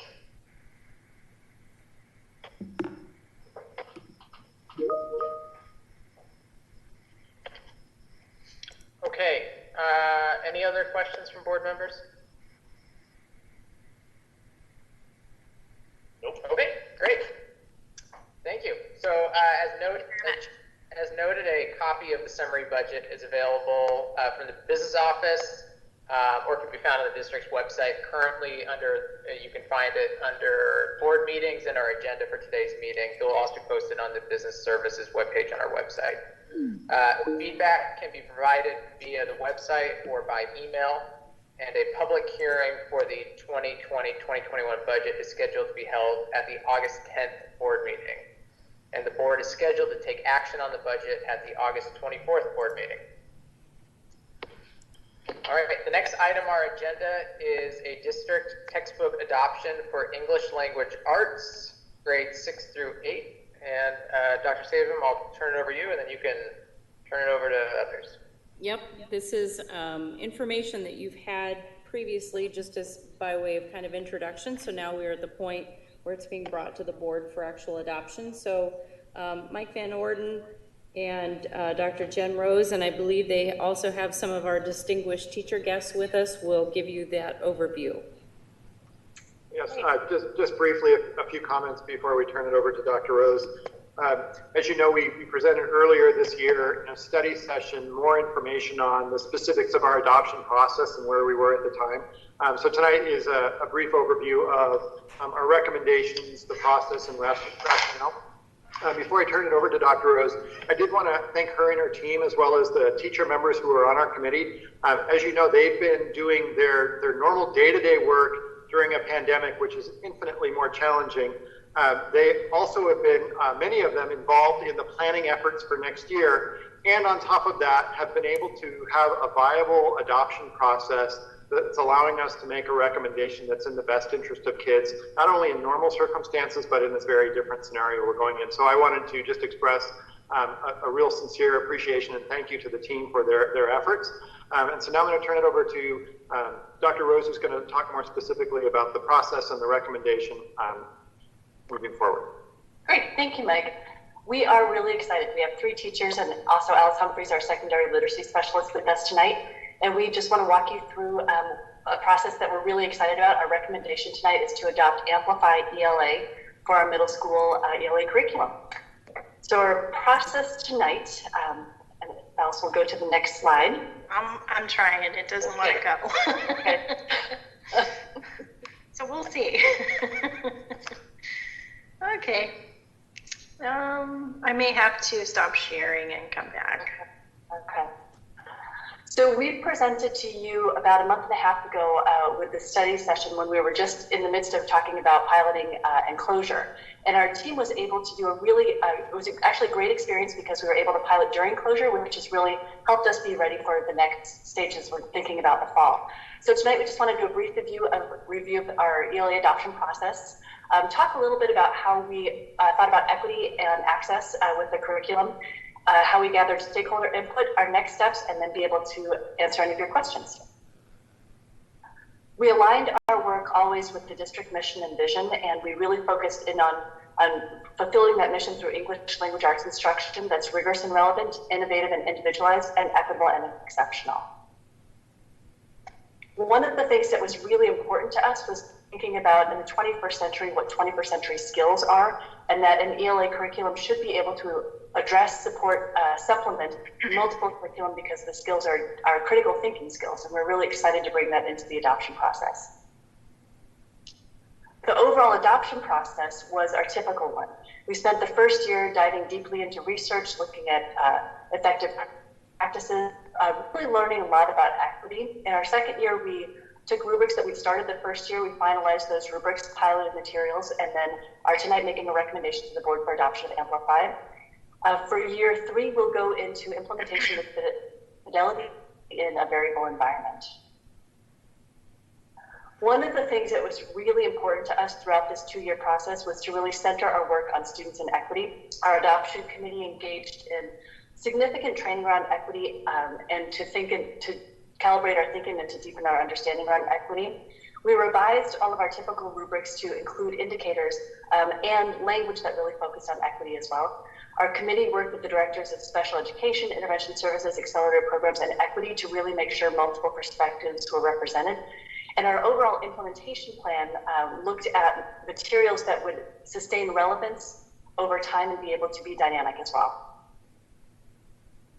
We looked to get lots of input from stakeholders during the process. So students were engaged through classroom visits and surveys actually in developing our rubrics and in developing, even looking initially at the resources that we were going to pilot. And then throughout the pilot, teachers were fully engaged, pilot teachers and adoption teachers throughout the process. And the community had lots of ways to engage as well through online surveys, a parent night, and physical materials at the Resource Center. And Alice will talk a little bit about our adoption committee. Yeah, so one of our goals was to ensure that we had balanced representation across our schools, across grade bands, and across departments and special programs. And we were able to do that with this committee. Tonight, as Jen said, and as Mike said, we have 3 of our teachers who have been on the committee since the beginning here to present to you some more information about Amplify ELA. So we have Martha Damon from Renaissance School of Art and Reasoning. We have Christy Young from Kamiakin Middle School, and Paul Meat from Redmond Middle School. Hello, my name is Martha Damon. I am a founding member of the Renaissance School, and I teach English Language Arts, Social Studies, and Performing Arts. An important characteristic of the dynamic Amplify curriculum, next slide, Alex, is a robust and responsive digital library of texts. There we go. That students can download to their computers. This makes creating smaller reading groups much easier, as well as independent book study projects. In addition, Amplify is responsive to the events of the time, and you can see this in the example, how they changed the landing page for both teachers and students to reflect titles relevant to the demand of justice and equity in our nation, with many protests taking place. And this was done in the moment. There are many novels in the digital library that have corresponding novel study guides for teachers. This makes whole class novel studies much easier to facilitate. When teachers log into Amplify, they see a screen that shows them insights with student names. The insights include both suggestions of students who need feedback from the teacher to improve, as well as celebrations for students who are demonstrating mastery. This unique feature makes it possible for teachers to be much more intentional with the comments they are giving. Another way teachers view student work is to look at the portfolio for each student, for each individual student. This view helps teachers to identify trends within a unit, which helps teachers make more informed instructional decisions based upon student needs.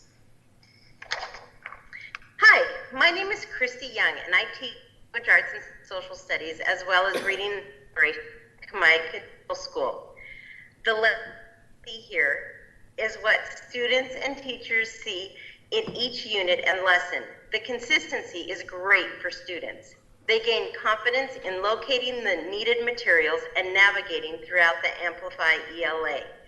On the cards pictured here, students work by themselves at times, which is highlighted for you in yellow.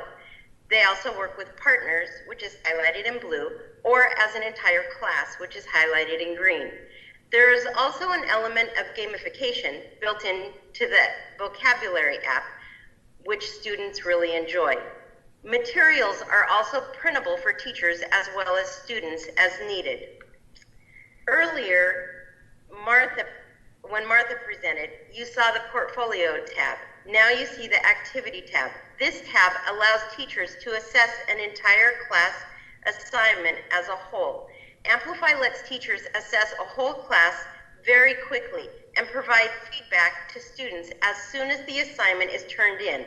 This allows students to understand how they are progressing in their learning quickly. Instead of teachers taking home an entire stack of papers to assess, they can assess an assignment right away and return to students immediately. Throughout the pilot, we had many opportunities to collect teacher voice and reflection about the materials in Amplify ELA. And I'm just going to give you the overview of trends of what we heard within there. So we heard that it was rigorous, relevant for students, that it provided teacher access and student access views very easily, and that it was responsive in terms of what students would need in our district to learn and grow. All right, hello, I'm Paul Neat, and I teach drama and 8th grade English at Redmond Middle School. I'm going to talk a bit about relevant learning for all students. So one of the great things about the Amplify curriculum is that the lessons have a lot of variety built into them. There's different modes of engagement for the students that hit the reading, writing, speaking, and listening standards. For example, on this page, if you look at the bottom, this is a list of the activities that might go along with a typical lesson. And you'll notice that there are a bunch of active verbs here describing what the students are doing. Write, discuss, revise, read, applying their learning during a solo activity. So they're not just sitting and looking at a screen, they're doing a lot of different activities. Next, strengthening core skills. So while we have a set curriculum, there's also built into the schedule flex days. There we go. These are flexible days where teachers can choose from a whole bunch of different activities to focus on depending on their students' needs. This might be time for teachers to work with small groups, reteach or revisit things, do mini lessons. And a lot of the activities on these days use some of the other supplemental programs that Amplify comes with, such as the vocabulary app, grammar lessons, and a whole bunch of other stuff. Responsive and flexible tools. So when students are reading a text in Amplify, there are some really cool supports built in to help them to access the text. There's some examples of this on this page. So they can customize their reading experience in a whole bunch of different ways. They can choose to have a text read aloud to them by clicking an option. And you'll see these little blue highlighted words. Those are words where they can click and they get a definition. So there are a whole bunch of different supports built in to help students access complex texts. Lastly, differentiation. So teachers are able to sort students into different categories to provide different levels of support or challenge. And once the students are sorted, all of these supports are automatically given to each student depending on their level for each lesson. So things like sentence stems, adjusted questions, challenge options. And one really important point about this is that teachers can move students from one level to another. So as we keep pushing our kids and as they're improving their skills or maybe running into challenges, we can adjust to fit their needs. Finally, there's some student comments. Some of the big words and phrases that came up a lot from student feedback. User-friendly, they appreciated the variety in activities and variety of texts, and they found the curriculum to be engaging and fun. So our next steps, if these materials are approved tonight, are to provide professional learning for the initial implementation this fall. That would be for all middle school teachers. We would begin the work on provisioning the teacher and student licenses, and the committee has already begun work on what implementation might look like in a flexible environment, and beginning to develop those alignment guides for the system. So we wanted to end our presentation with saying thank you to a number of people. The adoption committee worked really hard for 2 years to get to this point, and we had a great time, and they did a phenomenal job. We also had many departments who pitched in to help make this be a holistic and really reflective experience with multiple perspectives, which was wonderful. And we had teams of teachers that were piloting during remote learning and their students who really engaged and gave us lots of great feedback on it. And we also want to thank you for your time and your support. And that's our presentation, and we're happy to answer any questions you may have. It looks like we have at least two questions so far. First, Director Sage, then Director Carlson.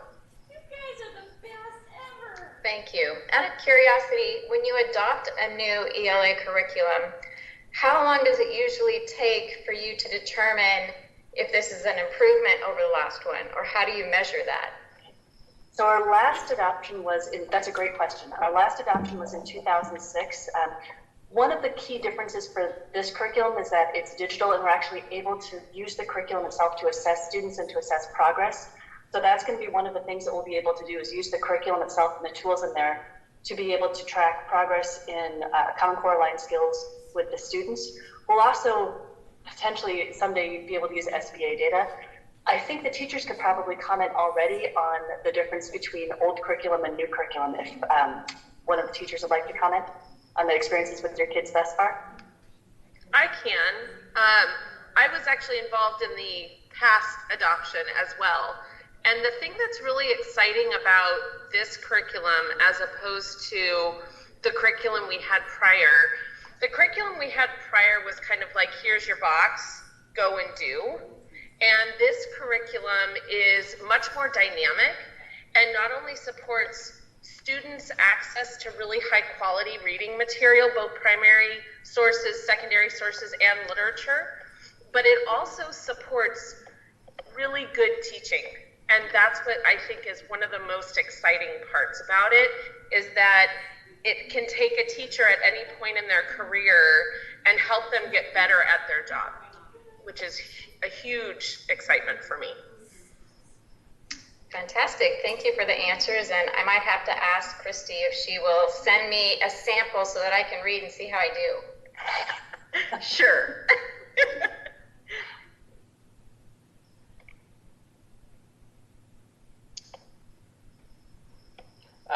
Sorry. I lost track of hands after Director Sage. This is Director Carlson. Yep. Okay. All right. So thank you. And I was looking at the expanded voice and choice, and I love this principle. One piece of this that I know that we're trying to push down into the elementary level is sort of screening and teaching alternative strategies for kids with dyslexia. I believe that that's something we can ignore at the middle school level. So how does this curriculum work for our dyslexic students? I think one of our teachers wanted to address that, had a great experience with that. Christy, was that you? I don't know if I can say that I had that particular thing. With the reading acceleration, I deal with that with the Power Up and Language Live. I don't know if I specifically have this. What I would say about that particular thing is that The one thing that I love about this program is that this program really,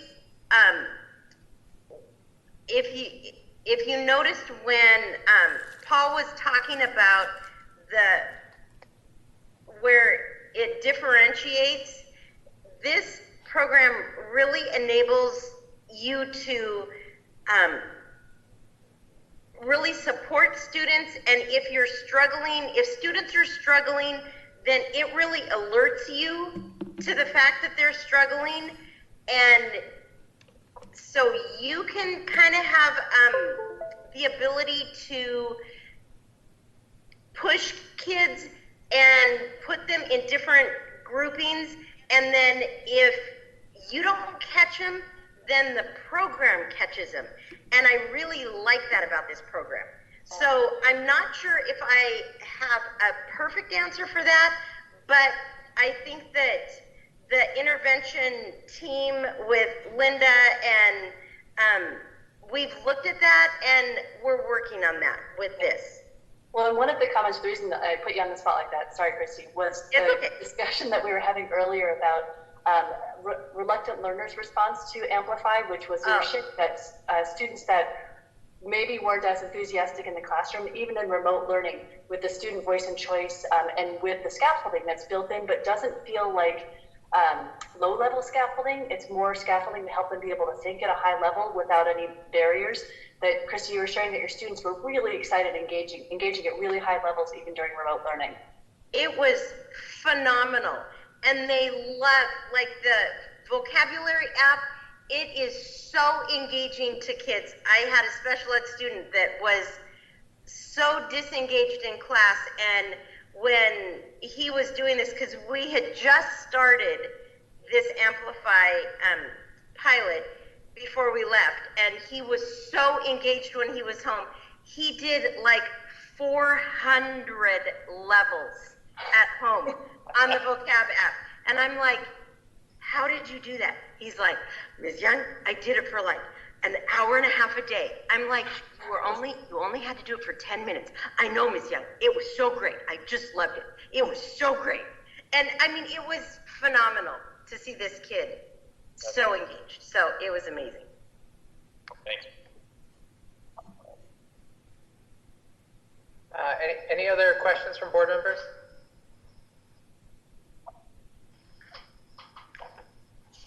Director Sage, your virtual hand is raised. Is it still up from before? Did you have another question? I don't know why that's happening tonight. Apologies. My hand is down. I figured out a way where I can lower your hand on my end, but I just thought that could be offensive, so I decided not to do it. You should lower mine, and I'll pipe up if I really want to speak. Okay. All right. I'm not hearing any further questions, so I will now entertain a motion for the board to approve the recommendation from the Instructional Materials Committee to adopt Amplify ELA grades 6 through 8 for use in the district curriculum. So moved. Second. Moved by Director Bleasner and seconded by Director Carlson. Okay. It has been moved by Director Bleasner and seconded by Director Carlson that we approve the recommendation from the Instructional Materials Committee to adopt Amplify ELA for grades 6 through 8 for use in the district. All those in favor, please signify by voting aye. Aye. Aye. Aye. All those opposed? Hearing none, the motion carries unanimously. Thank you, everyone, for your hard work. Really appreciate it. Thank you for the wonderful presentation. Thank you. We're very excited. Thank you very much.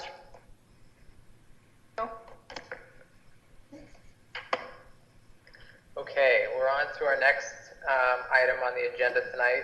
The last item on the agenda tonight is the approval of results 3 for life skills and citizenship, the monitoring report. Dr. Stavo. Yes, and you can see Matt Gillingham is all queued up there to go. This is the last of our results monitoring reports. And one of the things that you'll hear Matt talk about that we all, I believe, oops. Dr. Stavo, you're, at least on my end, audio went away. Sorry, I'm using both my machine mic and the room mic. Is you know, some of the things that we learned as we went through revising all of our board policies is how that feels now when we go to provide evidence and reasonable progress on results, and some of the ways that we thought we would be able to pull data doesn't work as well in reality. And so Matt's going to talk about some of that as we still report out good data, but this is an area that's a little harder to measure, but yet we have some ideas moving forward, both that we got from our consultants with Aspen, some of the things that board members have talked about, and some things that we also believe moving forward would be good to just revise some of the ways that we attach the data to the results. So I will turn it over to Matt Gillingham. All right. Hi, thank you, Dr. Stavum. So I'm going to pull up and share my screen here, and we will talk about R3 and the results.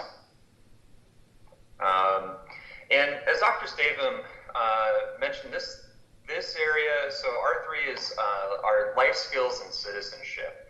And this is such an incredibly important aspect of what we do as educators, because it's so closely tied to our mission as a school district to prepare students to be productive, rewarding, responsible lives as contributing members of the community and the greater society. And yet it's an area that when we look at how are we measuring the extent to which we're supporting our students and helping our students develop these attributes is an area that is still kind of a developing area and a growth area in the field of education. And so I want to talk a little bit about some of the indicators that we picked to try to map this out as how we could demonstrate to the board that each and every one of our students is developing these attributes and that we're making reasonable progress towards that goal, and highlight some of the theories of action underneath those indicators, because I think as we're going to be looking forward, is we're going to want to make some changes in which how we're measuring this, so that we're really getting a better picture of how well we're doing as educators in serving and meeting the needs of each and every student. So here's the table that highlights how we were going to demonstrate to the board that we're making reasonable progress towards the targets for these indicators. And there's a couple of reasons why we initially took this approach. One is that a number of the attributes that the board has an interest in have a lot of similarities, and so you can see that we mapped out attributes relative to certain indicators, and so that these indicators might actually show, we might be able to see multiple attributes contained within them. Another reason why we took this approach is that trying to parse out for each of the 12 different attributes in a disaggregated fashion also becomes quite complicated, and the report that goes with the board is I believe 57 pages, and just trying to disaggregate just the data that's presented here. We're looking at, when we look at the type of data that we have here, there's several different types of data. So some is behavioral data, such as chronic absenteeism, or thinking about discipline data, that we're drawing some generalized conclusions about what that data tells us about the extent to which students are demonstrating the attributes that we have an interest in. Now, there's some challenges with this because we know that we have disproportionality in these behavioral data sets, and a big part of that is thinking about kind of the extent to which our environments and how the adults in those environments are interacting with students can create different outcomes, and may not necessarily be exclusively reflective of the student's ability with a skill or an attribute. We also have some perception data. So our Healthy Youth Survey data in terms of do students report that they have opportunities to be engaged.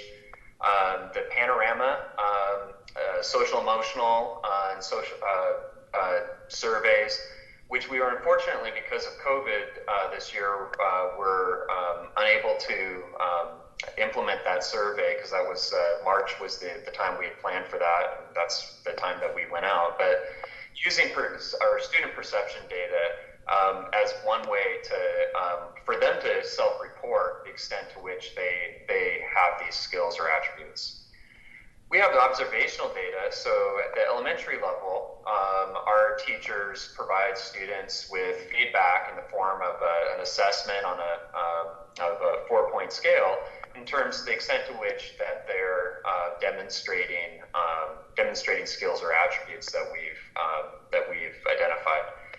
And then we also thought that we might be able to extrapolate some conclusions about the extent to which students were meeting some of the attributes, particularly around critical thinking skills, if that was reflected in students passing core classes, because the standards for those courses contain critical thinking skills that are within this policy.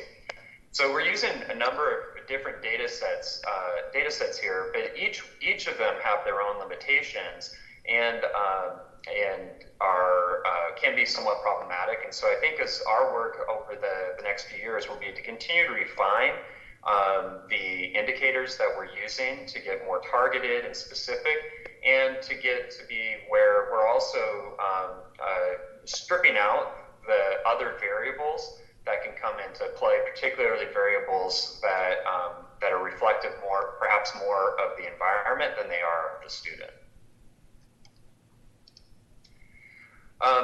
So what we're going to do today, I just want to look at each of the indicators, and we'll just look at the tables and not necessarily take them back to specific attributes.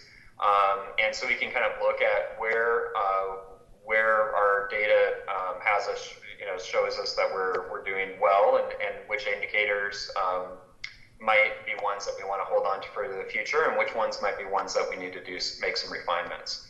I think one of the things we learned about is we said that we're going to be using the 3rd and 5th grade interdisciplinary skills and attributes as an indicator for whether each student was meeting our interests from this policy. And you can see that actually these do really nicely align with many of the aspects of the policy. And so we have academic thinking skills, citizenship skills, communication skills, and personal attributes. The one thing to note, though, is that each of these are very different skills, and that students, humans, we all develop in very different ways around these. And so students might be strong in some areas, and maybe they have areas of growth in another. And so when we go to look at how we wrote the indicator, the biggest thing that just jumped out here is that every row in this table is red because we're not approaching the target that we'd set for ourselves. And the big part of that is that because we had set as a target that students would have a grade of 3 or higher on all of the interdisciplinary skills and attributes. So if we're going, I'm going to take us back, and if we're going and looking to see to what extent are we helping support our students, respecting others, well, we might be doing quite well with that, but the way in which we've written this wouldn't actually give us an insight into that, because a student that doesn't keep their desk tidy might have a 2 in that area, and therefore is going to be reflected as not counting towards progress in that area. So I think as we look at making changes for next year, one of them is going to be we're going to want to do a better job of disaggregating specific attributes and measuring them rather than having these kind of holistic catch-all data sets. So we'll have to have some conversations around the extent that we want to focus, because that also can be very quickly overwhelming. But this doesn't particularly tell us as much as I think that we'd like it to. You can see the same for 5th grade as well. It's all. I did notice that we do have more students in 5th grade that are demonstrating grade 3 or higher in all categories from 3rd grade, but that still doesn't really give us as the type of insight that we'd like to be able to chart our progress for our elementary students. For grades 8 and 10, we said, well, what are data sets that we have that would let us know if students are making progress? And so we focused on that students would be passing a core class, because embedded in those that core academic course are a number of the attributes that the board has an interest in.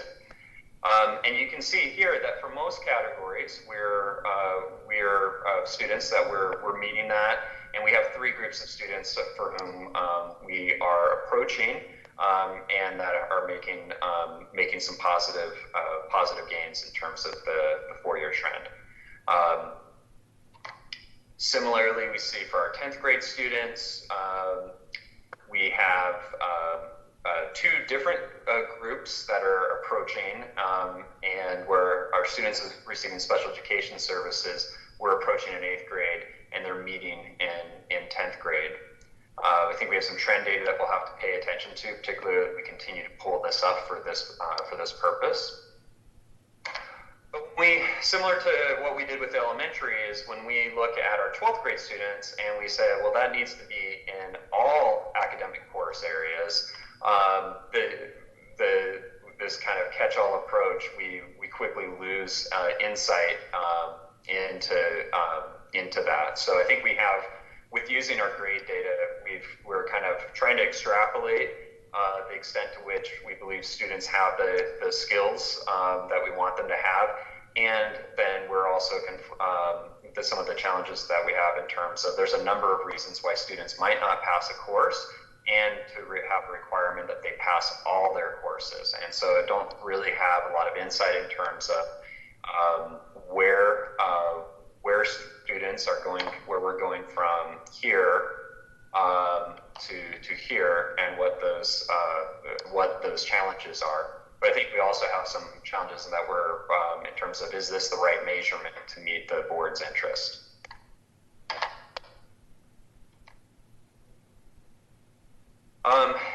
When we look at some of chronic absenteeism and at behavior, so I think chronic absenteeism, we were connecting to attributes around personal responsibility. You can see that there's one group that stands out, so students from low-income households. And so while generally we might be able to extrapolate that students that demonstrate personal responsibility, part of that is involved in coming to school, we also know that there's a number of barriers that are outside of the locus of control for our students that make it difficult or challenging for them to get to school. And so that may not necessarily be reflective of their skills or their personal responsibility. In fact, they actually could be, if they're taking care of siblings or doing things to help take care of their family, and that's what's keeping them from school, it'd be hard to argue that they aren't necessarily being personally responsible. They just may have different needs at that moment. So again, this is another data set that's imperfect and in terms of reflecting the extent to which each of our students have those attributes. But when we go to triangulate it with some perception data, as well as some more targeted observational data in the school system, I think then we're going to be getting to a point where we'll be able to draw some better conclusions around the extent to which we're serving our students. So that's low-income students there. I think when we look at behavior, it's similar. I think we've talked a lot about kind of the ensuring that our schools are inclusive and culturally responsive. And when we look at and see that we have some disproportionality for our Black African American students, our Hispanic Latino students, our low-income students, our special education students, that I think there's some work that we know that as adults in crafting environments that are inclusive for all of our students, that this also tells us about those environments and the areas in which we have some work to do. We looked at opportunities for involvement, that and participation in athletics were two ways where we felt that would give us some data that would indicate the extent to which students were having some balance in their life. The Healthy Youth Survey data for the groups that weren't suppressed, students indicated that they had those opportunities at the level that we wanted to see as a board. However, given that that much of the data is suppressed, this also has some limitations for us. That as well in the Healthy Youth Survey is also every other year. For athletics, we're close in overall, and but we have some groups that we've talked about over the past couple of years as wanting to increase opportunities for participation.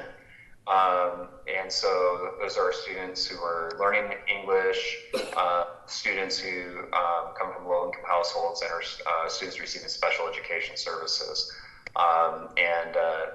Unfortunately, this year we had some things planned for the spring that were not able to come to fruition, but those will be things that we will continue to be working on to see how we can lower barriers for students to participate in athletics and activities in our school district. So I think when you look at the report, when we're looking at for all students, particularly in the data sets where we just have a single indicator that we're meeting the targets that we'd agreed to with the board, and that we're making, for the most part, reasonable progress for other groups.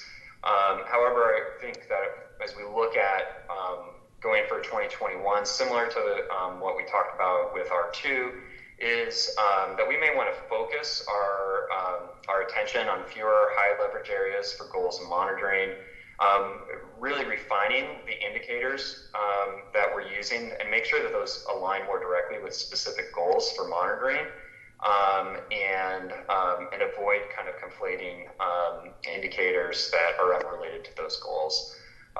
We'll additionally start moving. We want to be able to get back to using implementing Panorama on a larger scale, and so that's going to give us some better student perception data, and also starting to look at what are some asset-based data that we might be able to find, and then would need to re-establish new baseline data for those. And I think where we have some interest in areas like athletics, that we can continue to provide program updates on that, or social emotional learning. Just generally, some of the strategies for improvement. I think a key part of this is we need to remain committed and focused on our work for racial equity, because I think. So we look at, and we heard the comments at the beginning of the board meeting from a number of our students who actually were exemplifying the skills and that we want in our students to have a voice and to use that voice in service of creating, kind of participating as a citizen in our society. And so, so I think part of that starts with us making sure that we're modeling that we are working towards environments that are inclusive, and that we're not shying away from what our students are seeing in the world, and that they're able to actually engage in the conversations about society as their students are growing up. So continuing our work with training ourselves, our leadership, and our staff around racial equity and how to lean into those conversations. Supporting the work of our building equity teams, really to engage parents at a greater level, so that we have their voice. And I think as we just heard Dr. Rose talk about too, that our curriculum and our pedagogical approaches are culturally responsive. On the social emotional side, Johnny Fu's been working with our high schools around an approach that is really all about fostering healthy relationships. And so how do we establish, maintain, and restore relationships and model that for our students? PBIS as a way of providing both some structure and support, but it's a very positive way of doing so. And then we're looking at how do we do a better job of preparing our staff with trauma-informed practices, such that we can get to a point where we can look at our discipline data and know that that's really is kind of a reflection of where our students need support, and not as much of a reflection of where we as the adults need support. So those are just some high level work that we have going on that we've been talking for the past couple of years about, and I certainly look forward to working with Dr. Holman and with the board to revise our indicators so that we get a greater insight to the extent to which we're able to support our students.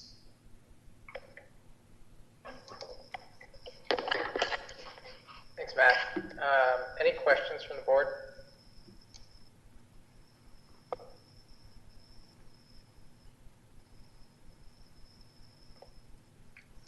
Director Bleasner, thanks.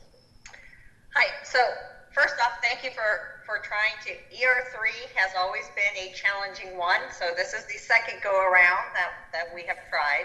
And I appreciate your thoughtfulness behind it and looking through some of the issues and actually really bringing forward sort of how much is the environment that's creating this, and is that really a reasonable thing to be utilizing as an idea, is this a skill in our students? So especially around the chronic absenteeism, as you brought that forward, and the discipline and those things. So I think that's great. So that pushed the student perception, actually, in some of that, I think is highly valuable, as well as utilizing the panorama and really being able to think more holistically. The other piece that just got me to thinking, as we did the work plan meeting for the board on Saturday, one of the pieces we talked about was really trying to do more idea with linkages, focus groups actually, right, with different groups of individuals, students, teachers, so on, to get an idea of what would it mean for families, for their student to be successful in this way. Because right now, that list of things we have there, some of that is somewhat culturally driven in different ways. And I'm not convinced we've done a good enough job at bringing that back out to our very diverse community to have a conversation of really what should those attributes be, because they're potentially different than what we have there. So I think that's some work for the board to do as well as we work to do some of this. So appreciate it, recognize that it's been difficult, and hopefully with the Healthy Youth Survey, something to think about. We can ask those survey questions on the off years, and we could also link that to our demographics if we needed to. So there is a potential to do some of those questions in different ways, but appreciate very much the attempt.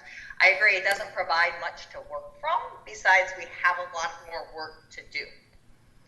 Yeah, and I think it is really important for us to be mindful that while a lot of these attributes might be shared values amongst our whole community, how they manifest themselves and what they look like, just in the same way that the conversation that we've had in terms of the reasonable interpretation, from the superintendent and the board of what does that look like, it's very likely that there could be very different reasonable interpretations of how these different skills or attributes manifest themselves, particularly from a cultural lens. So this is this is an area that there's certainly is it's a whole new world in education to actually do this really well and think about this both from a cultural lens as well as even just how we measure it as well. So thank you.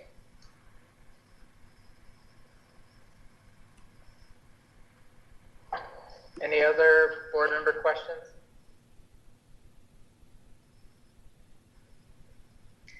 No, but what I would like to say is I do think sort of in summary, we recognize that this still has additional work to do, and there is a piece of it of going back and speaking to our stakeholders directly too, of a component of that as well. So one thing I think I said at the work plan meeting over the weekend, and I'll say again here, is that a lot of the indicators that we're using now are just, they're not going to work next year. What the chronic absenteeism can mean something very different if we are again online. And I think, it's, and I don't know that they're going to work for what we have now. I don't think it's going to work for potentially several years. But this actually provides us a good opportunity to really think hard about what it is that we're wanting to measure, maybe rethink how we're doing it, and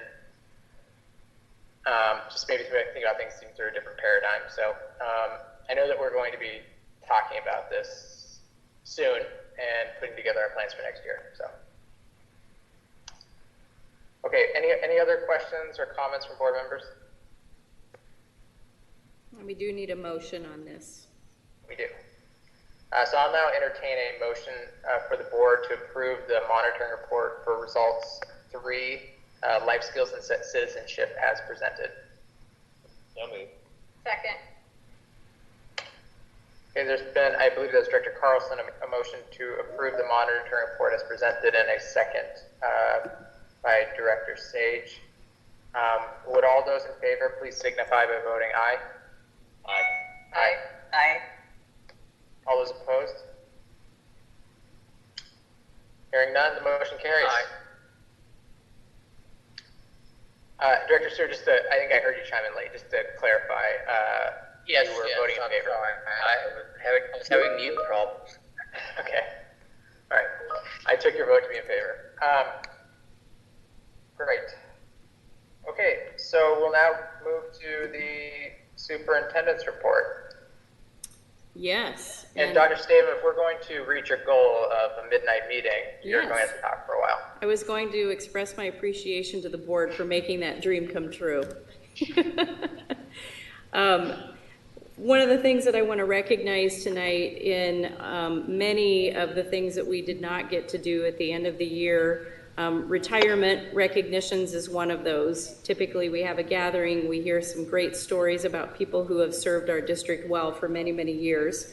And so tonight I just want to recognize that we have 66 wonderful staff members who are retiring after a collective 1,545 years of service.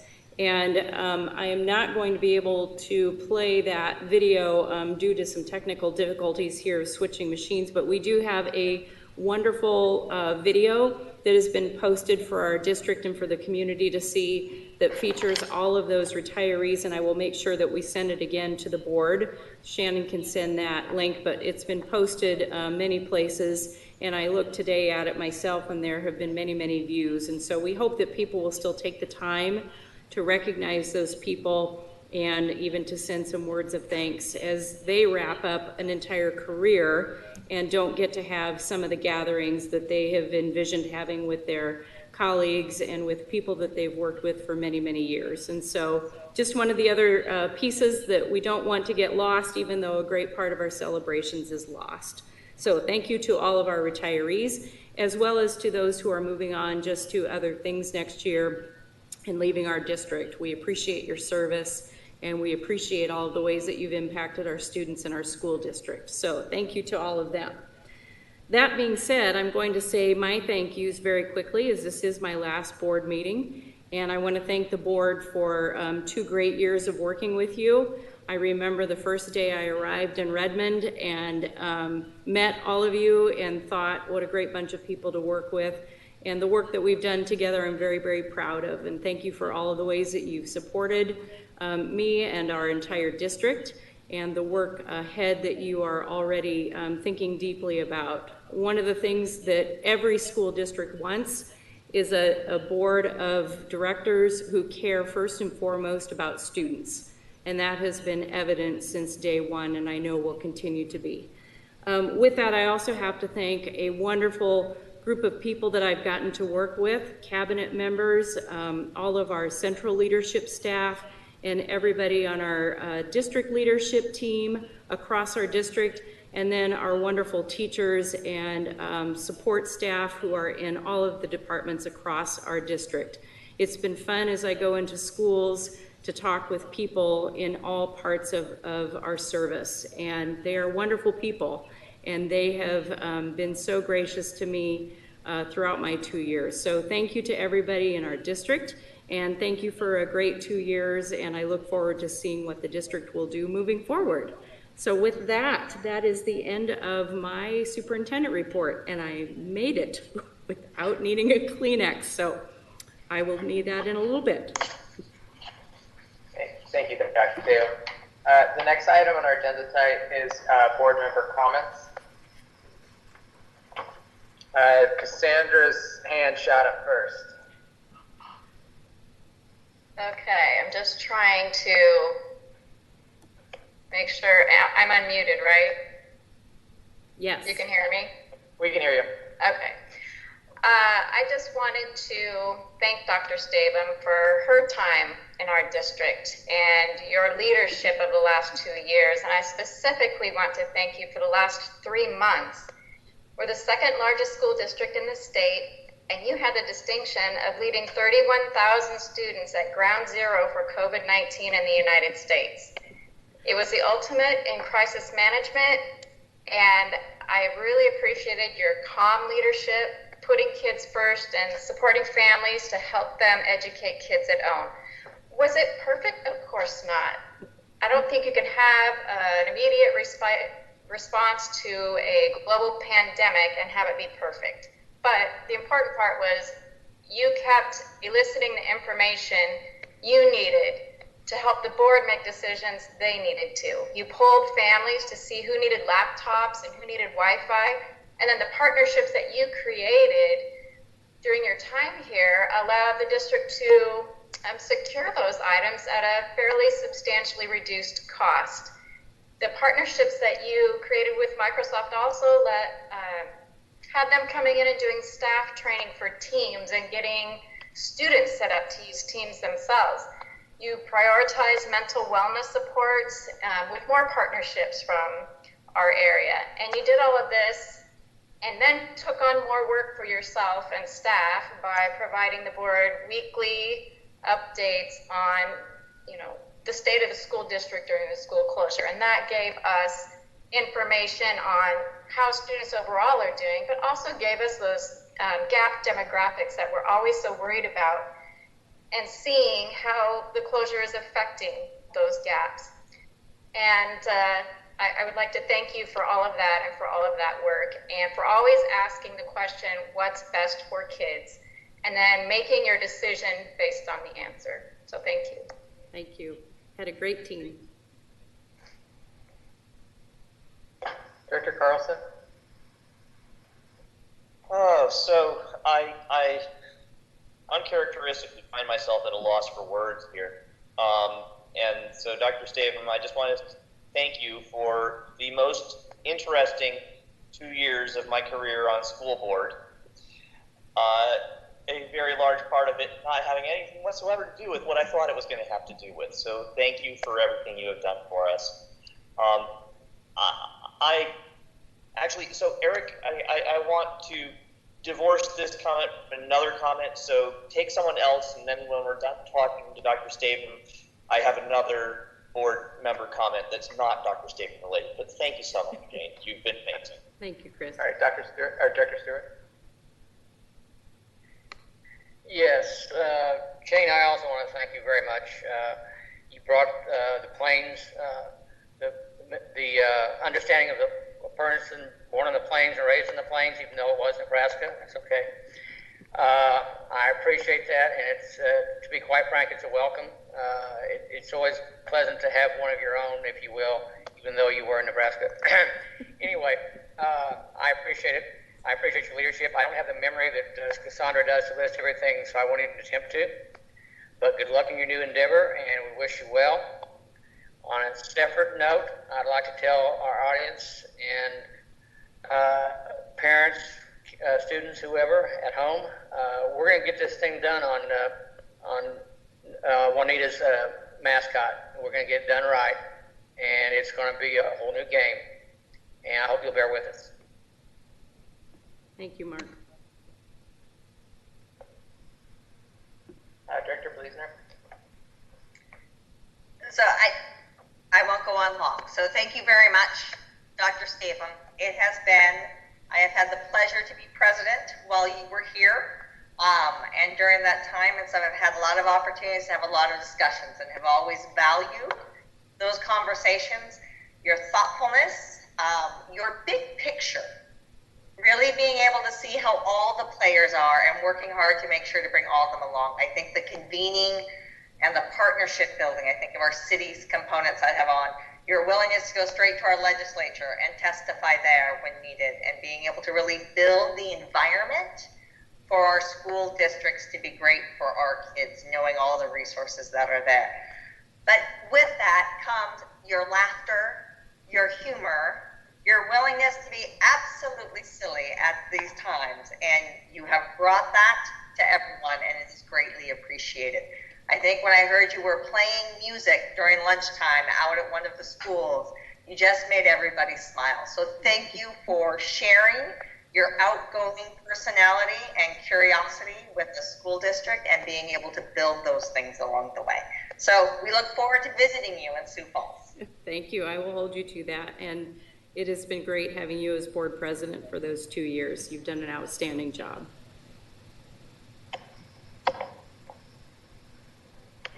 All right, I'll be brief, and I think Director Carlson had one more. Everyone's hands are still up, so we may very well make it to midnight.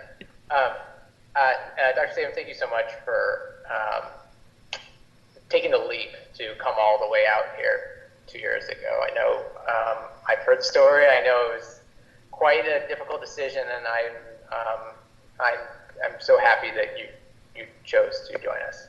I realized earlier tonight that I will have kids in this district until 2038, and I'm confident that the work you did in the last 2 years will have an impact for that long. And I think I'm as somebody who is going to be involved in this district for several more decades, I just really want to thank you for everything you did. Thank you, Eric. I don't think I would have lasted that entire tenure. I don't think I am either. Director Carlson. Thanks. So I wanted to go back to something. This isn't for Dr. Statham. This is actually for Director Holman. So over the last month, we, the board, have received an avalanche of email, more than I've ever gotten. And even if we didn't read every comment live during tonight's meeting, I want the public to understand that we, the board, are reading every incoming email. The question is how we, again, the board, are going to take action. Tonight we took responsibility and started the machinery on the mascot issue, but that's just a small piece of the issues that have been raised in dozens of emails over the last month regarding institutional racism and racial justice. Okay, I am a bit concerned that some of the suggestions regarding far more complex issues than a mere mascot have been phrased as demands. I encourage everyone to keep engaging with the board and our district administrators to collaboratively and thoughtfully help us find appropriate ways to change our organization. The world has changed, and so should we. With that in mind, I hope that Dr. Holman might be able to provide us regular updates during the next few board meetings with regard to equity work that's relevant to racial justice and institutional racism, so that all of the people who wrote into us about something bigger than the mascot will understand what we're doing and that we are doing something. It's not business as usual. So I hope that Dr. Holman will be willing to do that for us. And with that, I also want to say to the board that I know you're in great hands, and I can't wait to see Dr. Holman's leadership, and I know he will do great things for the district leading you forward. So with that, I am going to close off my camera and my mic.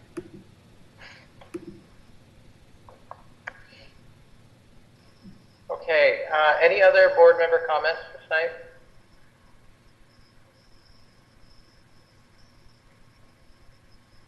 Director Carlson, your hand is still up. Oh, Director Bleasner, yours went up for a moment. It did. It's still there. Sorry. It's that whole touch it. I do think it's sort of, the thank you to Dr. Stavum and all of that, and at the same time to recognize that at our next board meeting, we will have Dr. John Holman as our superintendent. And so I think that's an important thing to recognize, and we are very excited about those possibilities. I think you saw a lot tonight in regards to, even as the budget and some of this talking, there was quite a lot around working some of the equity and really bringing those forward through different means. And so I do think there's continued conversations, much as Director Carlson has mentioned. And he's absolutely right. We have a lot of meat within those emails and comments that we have, and it will take time to unpack all of that, but we are committed to doing so and being able to bring that forward within the work that we do with the administration and the district. So that's it. Thank you. Dr. Holman. I'm not a board member, so this isn't technically a board member comment, but I heard my name a couple of times, and I can't help but say what a pleasure it's been to work with Dr. Stavum over the last 2 years. She has taught our organization how to engage with the community in such a different way, and I think it's something that it's going to be a legacy that Jane leaves in this district. And but then I think about, what did she do during her superintendency? She passed a levy to increase capacity at 6 of our schools. She redid the strategic plan. She rewrote all of the work policies.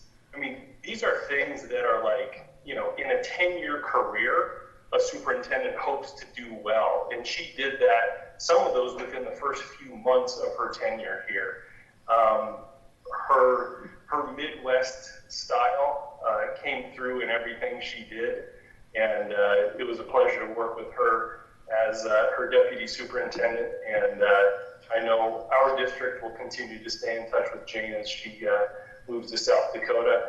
One thing that we all agreed during cabinet this morning, we probably won't have any more snow days. We probably won't have school closure due to flooding ever again, and some of the other things. So anyways, we will miss Jane. She was a welcome addition to the Lake Washington team here, and we appreciate the leadership that she brought. Thank you, John. The only thing I did not get, and I'm not even going to say it very loudly, is earthquake. There's still time. All right.